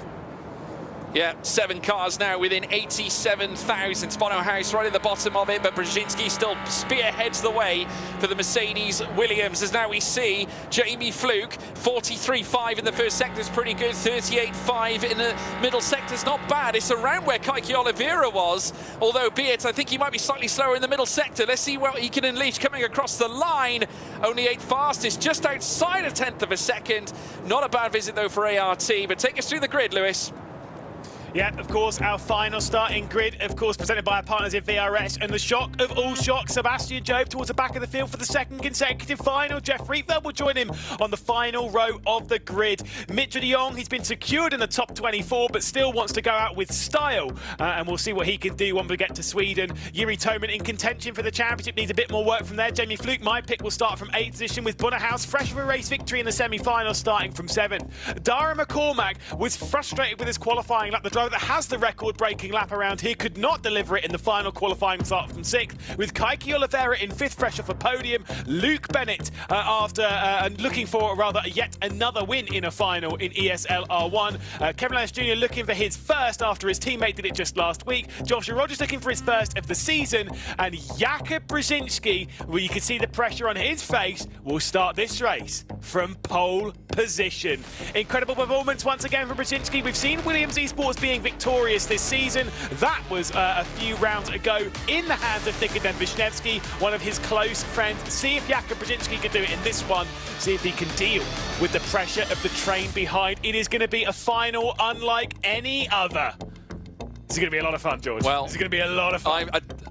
Lewis, I can't wait for this. I mean, what we have on the precipice here is Kuba Brzezinski making it 2 final wins here for Williams, and one of them isn't Dara McCormack, which is unbelievable. But again, credit to those Williams drivers that have brought themselves to the forefront here. They're having a really strong ending to their season, and if they can carry this through, it could be massive. Of course, we haven't seen form like this from them since the Nürburgring and Monza in rounds 4 and 5. I mean, Dara, of course, going back to Monza, was of course a winner in quarterfinal and semi-final action. He was 3rd in the final on that occasion. Mitchell de Jong, what has been a big night for him tonight, managing to take the top 24 placings was huge. Luke Bennett on the front row, and what it would mean to him to take a final victory here. Of course, he's been a final winner before, Lewis. He knows what it takes. It would mean a lot for him, I think, to get it this time around. Yeah, we know. We've seen Luke Bennett win an awful lot. We've seen him win 3 times this season, in fact. 1 at Spa, 2 at Hockenheimring. But we've not seen him win since that was the 3rd round of the season. He hasn't won in a final, despite looking like one of the favourites there. Sebastian Jobe, penny for his thoughts at the moment. He'll be starting from the rear of the field. Big drama. Already getting his gloves on. Maybe we won't need quite the long hold between the races we have done in the previous Yuri Toman. Here, obviously, again, starting in that mid-pack. Heartbeats will be rising here, George. But if there is any race that we've been to so far in ESL R1, of all of them that we've been to, this is the one that I genuinely cannot tell you who's going to win. You know, sometimes we see them up and down the order. Sometimes we see those ones where it's, you know, it's crazy between the top 5 or so. Now, any one of the 12 drivers can win here. We're riding on board with Dara McCormack on the run towards the start. But again, realistically, looking at the previous races, arguably pretty much the favourite to win this one. We've only seen clean sweeps on a handful of occasions so far in ESL R1. He is on the precipice of doing it himself. He's won in the knockouts, he's won in the semi-finals. And he's only 9 laps away from potentially making it a final victory as well in his third one, putting him number 1 on the all-time final winning list. But we've got a long time to deal with that as we get ready to go racing at the world centre of racing, the Daytona International Speedway, as we head our way down towards the first corner. The look to the outside coming here of the Porsche Commander of Joshua Rogers, but being fended off comfortably by Jakub Brzezinski, who heads his way through turn 2 and towards the International Horseshoe as the race leader. Plenty of side-by-side behind and plenty of contact with it as Dara McCormack gets his way to the inside of Kaiki Oliveira. Yeah, absolutely. Great start for ART as well, because they've got Kevin Ellis Jr. right in the mixer. Of course, further back is Jamie Fluke. Unfortunately, though, for Kevin, he has now dropped himself in behind in 4th place. But already Dara McCormack making the big moves, breezing past Kaiki Oliveira right at the get-go here as they all look to sort themselves out. They'll be, I'm sure, pleased at the Williams team to know that Jakub Brzezinski still holds the advantage up at the front. But Joshua Rogers, after losing out so brutally in semi-final 2, he's going to be looking to claw it back again. Rogers was out a little bit wide, maybe taking a little bit too much of that bump as well. Drops a little bit further off the rear end of Jakub Brzezinski as they head their way onto NASCAR 1 and 2. Taking that banking, getting as low as possible. Look at how low Jakub Brzezinski is, but look at how much faster Joshua Rogers is at the moment. Is he going to go for the race lead? Of course he is. It's Joshua Rogers. He's won so many times. He's looking for yet another one. Looking for number 24 in his ESL R1 career, and now takes over the lead as they head into the bus stop. Yeah, looking for those 35 points that'll grant Porsche Commander obviously a higher placing, is, well, the highest placing they possibly can coming into the team's championship phase. But again, like we saw from Bono House, that a Mercedes starts to verge on the rear wing of Joshua Rogers' Porsche as they make their way down the start-finish straight. They'll soon begin lap 2 of 9 in behind as well. You can just see there the ART belonging to Kevin Ellis Jr. looking for that 3rd place. Might yet get 2nd as well, away from Jakub Brzezinski. They're also bringing in Dara McCormack, the Irishman, now looking to chance his arm round the outside of Luke Bennett as they head through turns 1 in towards turn 2. Rogers still with the lead, but look at Big Kev, Kevin Ellis Jr. now hunting down Luke Bennett for that 3rd spot as he now leaves it in tight coming into the horseshoe. Will it be lucky for him? I think it might be as he plants the throttle down. He has the Tiger line, but Bennett proving to be a tough nut to crack. Yeah, solid drive off then, and Merck struggling a little bit. It's where it does tend to, the slow speed, the drive off the Mercedes tends to struggle a little bit. A look almost to the outside, but it was kind of a half look from Dara McCormack trying to work his way up the order. If he wants to take the victory, Dara McCormack can absolutely do it. So can Kaiki Oliveira, same with Mitchell de Jong, etc. It's about getting yourself in position for that final lap of the race. Picking off a couple now will be important. Getting through into 3rd, getting through into 2nd, getting involved in that sort of like the top 3. If you're in the top 3 with the final couple of laps left to go, you are in contention with the victory. Everyone below that is going to be a very tall order indeed. This is Kevin Ellis Jr. and there's a slight gap forming between himself and Bennett. That's at 0.4 of a second. If it grows much larger than that, the top 3 can run away. Yeah, whilst we're in finalist mode, this changes the complexion of racing here in ESL R1. Now it all comes down to this. Every driver wants to be a finals winner, and currently, as it stands, Joshua Rogers will lay claim to one. Certainly this time around here, coming into the full season. He has done it before historically, but has yet to do it here in this full season championship, with Jakub Brzezinski right in behind. Kevin Ellis Jr. still in 4th as well. And here we go. Here's a stat for you. If Joshua Rogers wins this final, he will secure his team takes 2nd in the team's championship. So it's imperative that he does achieve this. So much on the line for Josh Rogers in this race. Yeah, but here we go though. Josh Rogers into the lead. Luke Bennett trying to take over 2nd. Fast laps recently been set by Bennett. The inside line's been taken through turn 2. He's got the inside line for the International Horseshoe. I was getting very concerned with how much slower Kevin Ellis Jr. was off of the bus stop compared to the top 3. But I think now, look at that. He is right back on them. We have this train that goes from 1st all the way back down to 12th. And look who is still in 12th. He has not made the progress of what we saw in the previous race. Sebastian Job remains in 12th position. He's not been able to march his way forward, George. No, it's been a tough visit for him. Of course, the moves that we saw being made in semi-final 2 haven't necessarily come into fruition here in the final. Perhaps Rietveld is a little bit more canny to it this time around and just keeping Sebastian Job in behind. Jamie Fluke still in 10th, as well as we're seeing the battle at the front end with Jakub Brzezinski still hunting down after Joshua Rogers up at the front end within 0.4 of a second, within 3.5, now within 3, as we bring certainly lap 3 of 9 certainly to a climax here very, very very soon. But first of all, they've got a couple of corners to deal with as they now run side by side, nose to tail now, as they make their way in towards the next left-hander. It is still Rogers out in front. Brzezinski there in second. Luke Bennett now hovering all over the rear, as we also see Kevin Ellis Jr. bringing himself into the mixer as well, as they now curtail, heading through the back corners out of turns 12 and turns 13. They'll start another lap. Lap 4 of 9 coming up next, and look at Bennett right on Brzezinski's tail. 1/3 down in the race. Here comes Kevin Ellis Jr. looking to the inside, trying to get through in third. A bit of a squeeze though, a bit of a push. Luke Bennett doesn't like it. He's going to be losing out. Jakub Brzezinski in a sweep round for the race lead. You've got 4 drivers battling here, 4 different teams battling here, all trying to take over the race lead at the moment. It's still going to be held by Joshua Rogers, as we see Dara McCormack rejoining the fight. A little bit of concern from him as he was dropped off the rear end, getting pulled off by Kaiki Oliveira just on the rear end of that, but now back into the fight. Once again, a look to the outside from Luke Bennett as they head their way up to the dogleg.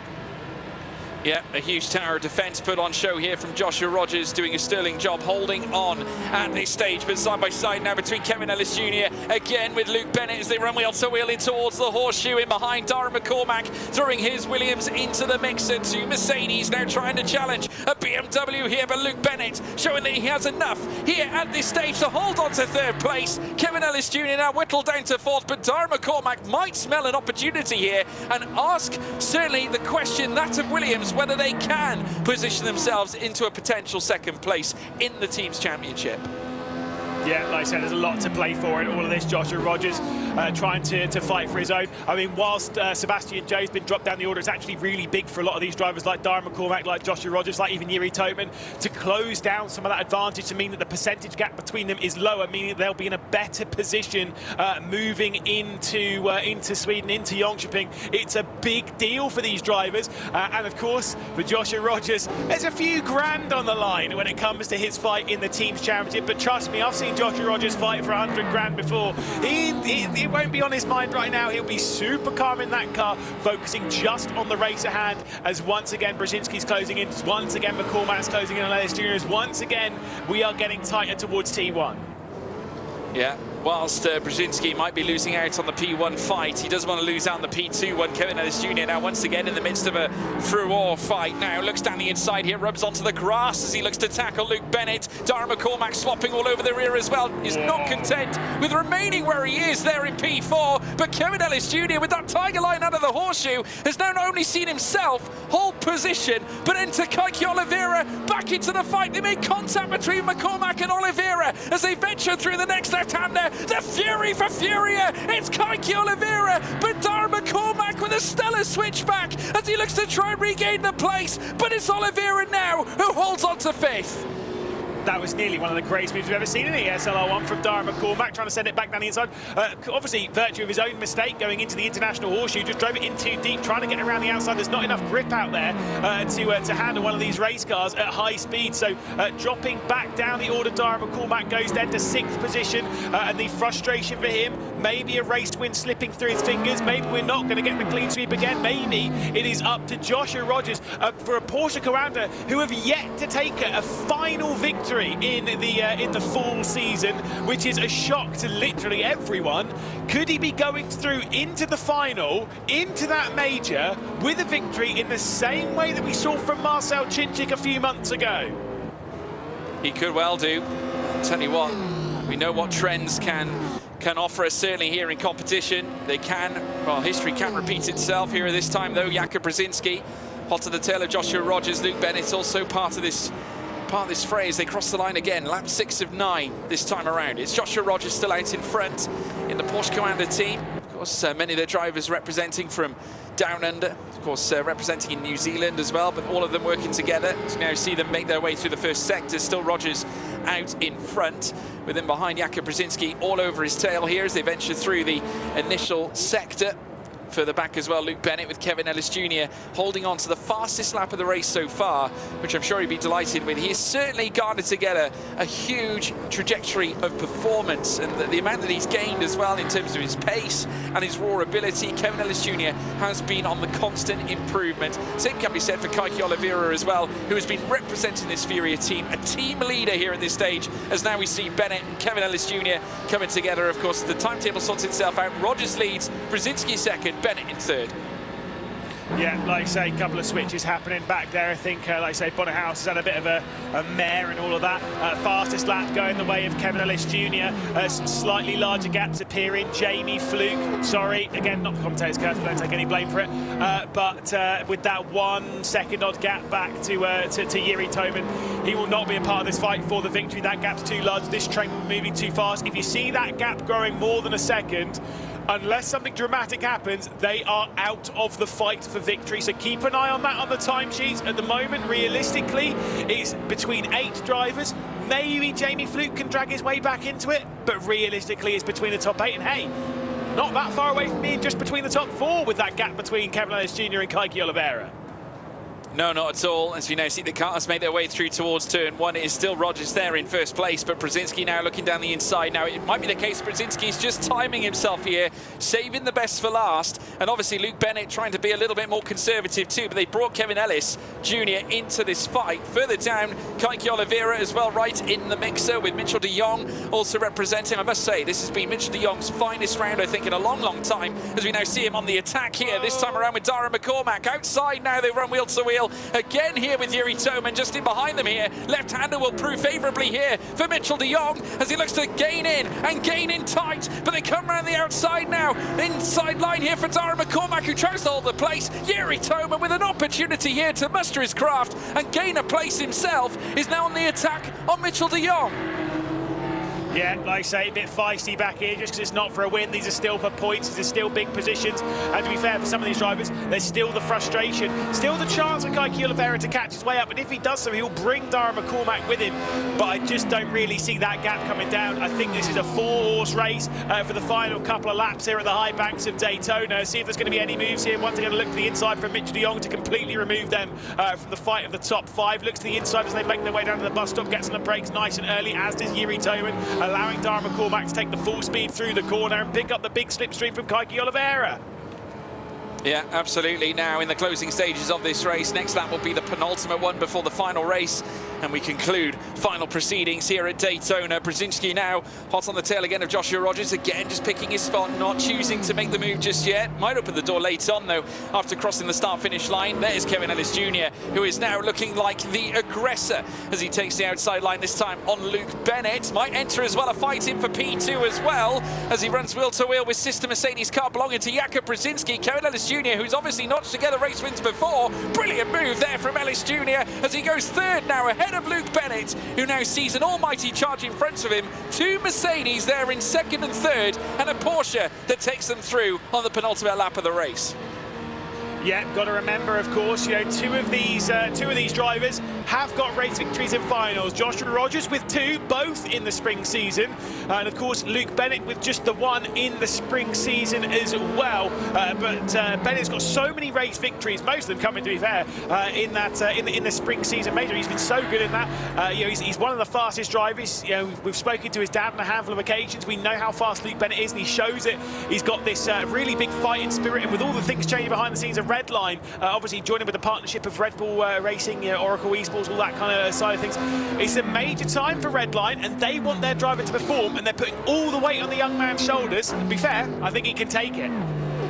Yeah, absolutely right. 76 thousandths, 96. Well, it suddenly sprints out to nearly a tenth of a second as Brzezinski looks to try and gain on Joshua Rogers. We're coming to an end now here on lap 8 of 9. The next lap will be the final one, and Rogers, who now holds the lead, but for how much longer can he hold on to it? Because he can bet your bottom dollar that Jakub Brzezinski, Kevin Ellis Jr., as well as Luke Bennett are going to be queuing up for a fight here against Rogers' Porsche Commander car as they make their way down through towards turn 1. They now begin very shortly lap 9 of 9, and there you can see them all queuing up here for a fight. Kevin Ellis Jr. outside line here once again looking for P2. He might have found it as well, might even try something for the race lead. It is still Rogers out in front here, but the 2 Mercedes, a gauntlet here ensuing here on lap 9 of 9, and Brzezinski under threat, but Kevin Ellis Jr. onto the grass, and that very nearly cost him, Lewis.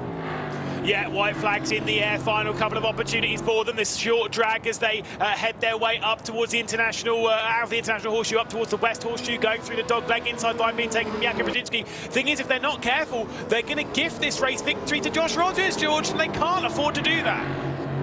No, they can't. And as time whittles on, of course, they're going to run out of track, and eventually Rogers will be up the road and a far distance away. And this is literally music to Joshua Rogers' eyes here. Porsche Commander are going to be absolutely thrilled with this eventuality. Remember, ART, Redline and Williams all in this fight for P2 with Porsche Commander. And the way things are strung out right now, Rogers has got a half a second lead, and he's in front convincingly. Kevin Ellis Jr. trying to move his way forwards, onwards and upwards, but Brzezinski trying to deny every move that Kevin Ellis Jr. makes. But here comes Bennett with a late send here, Lewis. Yeah, he's trying to work his way through, get himself into third, get himself a big part of this slipstream, but his drive off the bus stop's going to be too slow. We head our way out of the final corner. We await to see who's going to be the race victory. Has this been a final like no other? Well, it's certainly been up there when it's come to one of the most exciting that we've had. Joshua Rogers is going to lead our way through. You can see Brzezinski has settled in it, hand off the wheel. Frustration is there. Joshua Rogers looking for his 24th win in ESL R1, but more importantly, it's a final victory again for Josh Rogers. His third in ESL R1, and more importantly for him, it should be second in the Teams Championship for Porsche Commander. After an unbelievable performance from Joshua Rogers, it is victory for the first time in the full season, and he joins Maximilian Benneker as being a driver that's taken a win in a final in both seasons. Incredible, George. Impressive, inspired performance off the back of losing out the way he did in semi-final 2. He came back after that scrap with Bono House. This time he didn't put a foot wrong. He did have something go his way. Obviously, Jakub Brzezinski is going to be disappointed. That could have been a final victory, and Williams potentially challenging for that P2 place in the Teams Championship. But Joshua Rogers, his first final win of the winter-fall season. And you got to give him credit. It's absolutely a stellar showing from the Porsche Commander team. And off the back of having certainly a squad that have lined up successfully in the Gamers 8, and not to mention in the Spring Series platform as well, they have got certainly a well-rounded outfit, and led by this very man here, Lewis. Yeah, indeed. We'll take a couple of look at highlights. Of course, Kevin Ellis Jr., who was whose driver we're going to look at a little bit more in this race. He was right involved in the fight for the race victory. Of course, a look to the inside, getting into third position, like race down to the first corner. Of course, Luke Bennett was the driver he managed to work his way past. Plenty of side-by-side behind. Ellis Jr., though, was right involved in the fight. Just behind Jakub Brzezinski, obviously Porsche Commander, with Joshua Rogers taking over the race lead. When you're involved in these fights, you've got a lot of work to deal with.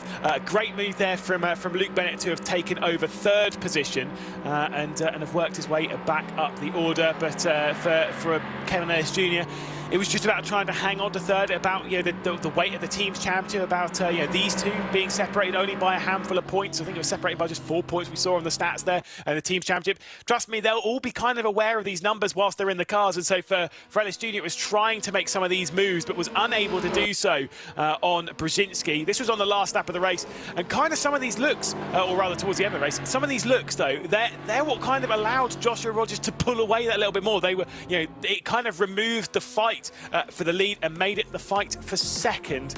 So big shame indeed, but you can only say well-deserved positions for all of them, especially Joshua Rogers. Yeah, stellar showing from Joshua Rogers. We just took a look at the highlight package of Kevin Ellis Jr., who I believe is on standby very shortly with Jasmine as well, so we will be hearing from him very, very shortly. But it was a tremendous performance from from Josh Rogers. Do apologise, not Kevin Ellis Jr. Josh Rogers is standing by, I believe, with Jasmine as well very shortly, so we will have a chat to him. So I'm going to throw it back to you, Jasmine. Thank you very much for that, guys. What an incredible race, as per usual. So I'd like to go ahead and welcome Josh Rogers to join me on the broadcast. How's it going, homie? Fist bump to you too. Yeah, cheers. Obviously, I feel good about that one. Didn't expect it coming in, and to narrowly lose out in the semi-final was pretty rough. But yeah, to be able to follow it up with a win in the final, and I think that also secures second for us in the team championship as well. So yeah, awesome day overall. Well, it was actually your first finals victory for the side of Porsche Commander. Why do you think it's taken so long throughout the entire season to be able to secure that win? Would you say it's down to tougher competition maybe, or maybe struggles that you guys have been facing? Yeah, I mean, obviously it took us a while to get the win this season. I think this season compared to last, it's probably just been, I guess, a little bit more tricky from obviously a competition standpoint, getting the lap together in qualifying is always very difficult, and notoriously the Porsches in general are very hard cars to drive. It means they're very rewarding when you get it right, like today, but can also be a bit hard on you sometimes too. But yeah, nonetheless, though, saying that we've all, I feel like, done the best we could all season, and to be rewarded now with a win in the final round of the full season, the online season, is obviously great. What a wonderful way to close things out for you guys, obviously, during the online portion. But I've been asking everybody this question. What were your thoughts about Daytona, first time you raced it? Yeah, obviously it's a very different track to race. It's one where outright pace doesn't necessarily win you the race, nor qualifying. It's one where you have to obviously race very smart and put the car where you need it when you need it. And like there, for example, at the end, Cooper was pushing me the whole way through, which obviously was, I think, the smart thing to do. Had we started fighting, it would have went from being a 3-car, 4-car fight to probably 6 or 7, and that's something that you don't want, especially at a track like this. Thankfully, Kevin battled with him a bit on the last lap and allowed me to skip away. It was what I needed. I knew that, if Cooper was 3/10 or so behind coming out of the bus stop, I absolutely would have lost the race by the line. So I needed to keep those gaps as close as I could. Thankfully, though, the battles happened, and I was able to change the mindset and start pushing instead. But yeah, it was. It's always good to race Daytona. It's fun, but it's for sure a very different way of racing, and something that we haven't seen in this series so far up until now. Well, you mentioned your mindset heading into Daytona. What about your mindset now heading into the major? How are you feeling? What's the game plan? And do you think you're going to thrive better on land than you do online? Typically, I do feel quite comfortable in a land environment. That's not saying that it's going to be all sunshine and rainbows. It's always very difficult. Obviously, going to a place where I've never been before, tackling that challenge. That being said, going into the major, obviously there's some momentum now. But honestly, I'm just going to try and keep doing what I do. Try and stay focused, keep the eyes on the prize, as you say, and see what comes of it. Obviously, in Riyadh, we had a very good time out. In Munich, it was a little bit trickier, so we'll see. I'm going to go in there all positive and just try and have some fun. I think ultimately, as long as you can do that, you'll never be necessarily disappointed with whatever happens. But we'll be pushing hard, and I'd like to obviously come out of that with a win. So we'll be doing everything I can to make sure that happens. Well, thank you so much for joining me. I'm going to be cheering you guys on and looking forward to seeing you guys perform at the major once again. Cheers, thank you. It's nice to have finally been able to do an interview this season. Don't worry, I'll be grabbing you for all the interviews at the major as well. Well. What do we make of that, George Morgan? I like it. Beautiful, like quite positive. Although I will say, if that was me, final online round of ESL R1, I'd have been stood up out of my chair, beating my chest, He was very cool, calm and collected. Well, Josh Rogers, famously is quite a composed character. He doesn't really show a lot of emotion, but obviously I think that win would have meant a lot. He hasn't won, a final this season. This is a huge result for him. Of course, he's won many in the past, but at the same time, I think he'll be thinking ahead, well, okay, now we're looking at Sweden, and he's very much professional. I think he has his eyes more on the overall prize, which will be coming up in only a matter of a couple of weeks. I'm so excited for it, but before we can get to the major in Sweden, we should go ahead and revisit our final race results, all confirmed, of course, not provisional results. Talk to me about the performances we have seen, because Sebastian Job, I don't know, maybe a host curse is a thing that's been thrown out into the void now as well. Yeah, look, hey, credit where credit's due. Joshua Rogers has just gone ahead and clinched P2 for Porsche Commander in the championship, so that is brilliant for them, and that's exactly what they came here to do, obviously after RAG captured the crown after yesterday's knockouts. Brzezinski in second, Luke Bennett in third as well. I think Williams will be delighted with another stellar performance. Second and fifth. I think McCormack probably would have wanted something a little extra. I want to give shout-outs to Kaiki Oliveira as well, who's returned once again Obviously, not necessarily achieving a podium here in the final, but to be in a final, I think for Furia is massive. But I think Sebastian Job was the shock, as well as Bono House. Obviously, some in-race penalties occurred, but Sebastian Job not showing the same pace we saw in the semi-final 2 as what we saw in the final. It was 2 very contrasting performances. Well, on that note, I think we should go ahead and take a look at our team championship, because I can confirm everything is locked in and we have Williams claiming for themselves the 3rd place. Congratulations to all of our teams. Of course, RHG absolutely dominated the competition throughout this season, followed by Porsche Coanda, Williams, Team Redline and Apex Racing Team as well. I want to give a very big shout out to, because their improvement and growth throughout the duration of this season has been absolutely incredible. How about yourself, George Morgan? Anybody you want to give a shout out to? In terms of the team's championship, I think obviously credit where credit's due to the Williams outfit. I think the improvements have definitely shown. Dara has been brilliant, as always, a team leader. I think the biggest improvers have been Apex Racing Team. I think off the back of a stellar season, I think closing out the season the way they did, I think was brilliant. The likes of Jamie Fluke and Kevin Ellis Jr., who just put in a grand performance, obviously trying to push Jakub Brzezinski right at the tail end in their quest for the P2 in the championship crown for the teams. But yeah, it's been stellar from them. I think there's going to be some teams that are going to need to pick their game up. Obviously, FaZe Clan, you know, this is the 2nd time they've appeared now in a major competition, or 3rd time if you factor in Gamers 8 as well. They really need to try and pick their game up too. Only 28 points scored. I think they'll be disappointed with that. Well, that brings us very nicely and very excitedly to our overall top 24 drivers here at the ESL R1 fall season online rounds, of course, and these are the final drivers that will be joining us live at DreamHack Winter in Sweden. And boy, oh boy, what a fantastic set of drivers here. I'm super excited to see whether or not the drivers that we've been seeing performing incredibly well online. Obviously, we had Luke Bennett picking it up just a little bit towards the latter stages of the season, as well as Sebastian Job throughout. Can those same drivers perform on land? That is the real question, George. It is the big question, and this is where it separates the men from the boys. I mean, Sebastian Job obviously comes into this one. He's vastly experienced in LAN events in his own right, not to mention online rounds. I'm anticipating he to be on good form heading into the final, but so is Joshua Rogers, Dara McCormack, some big names up at the top.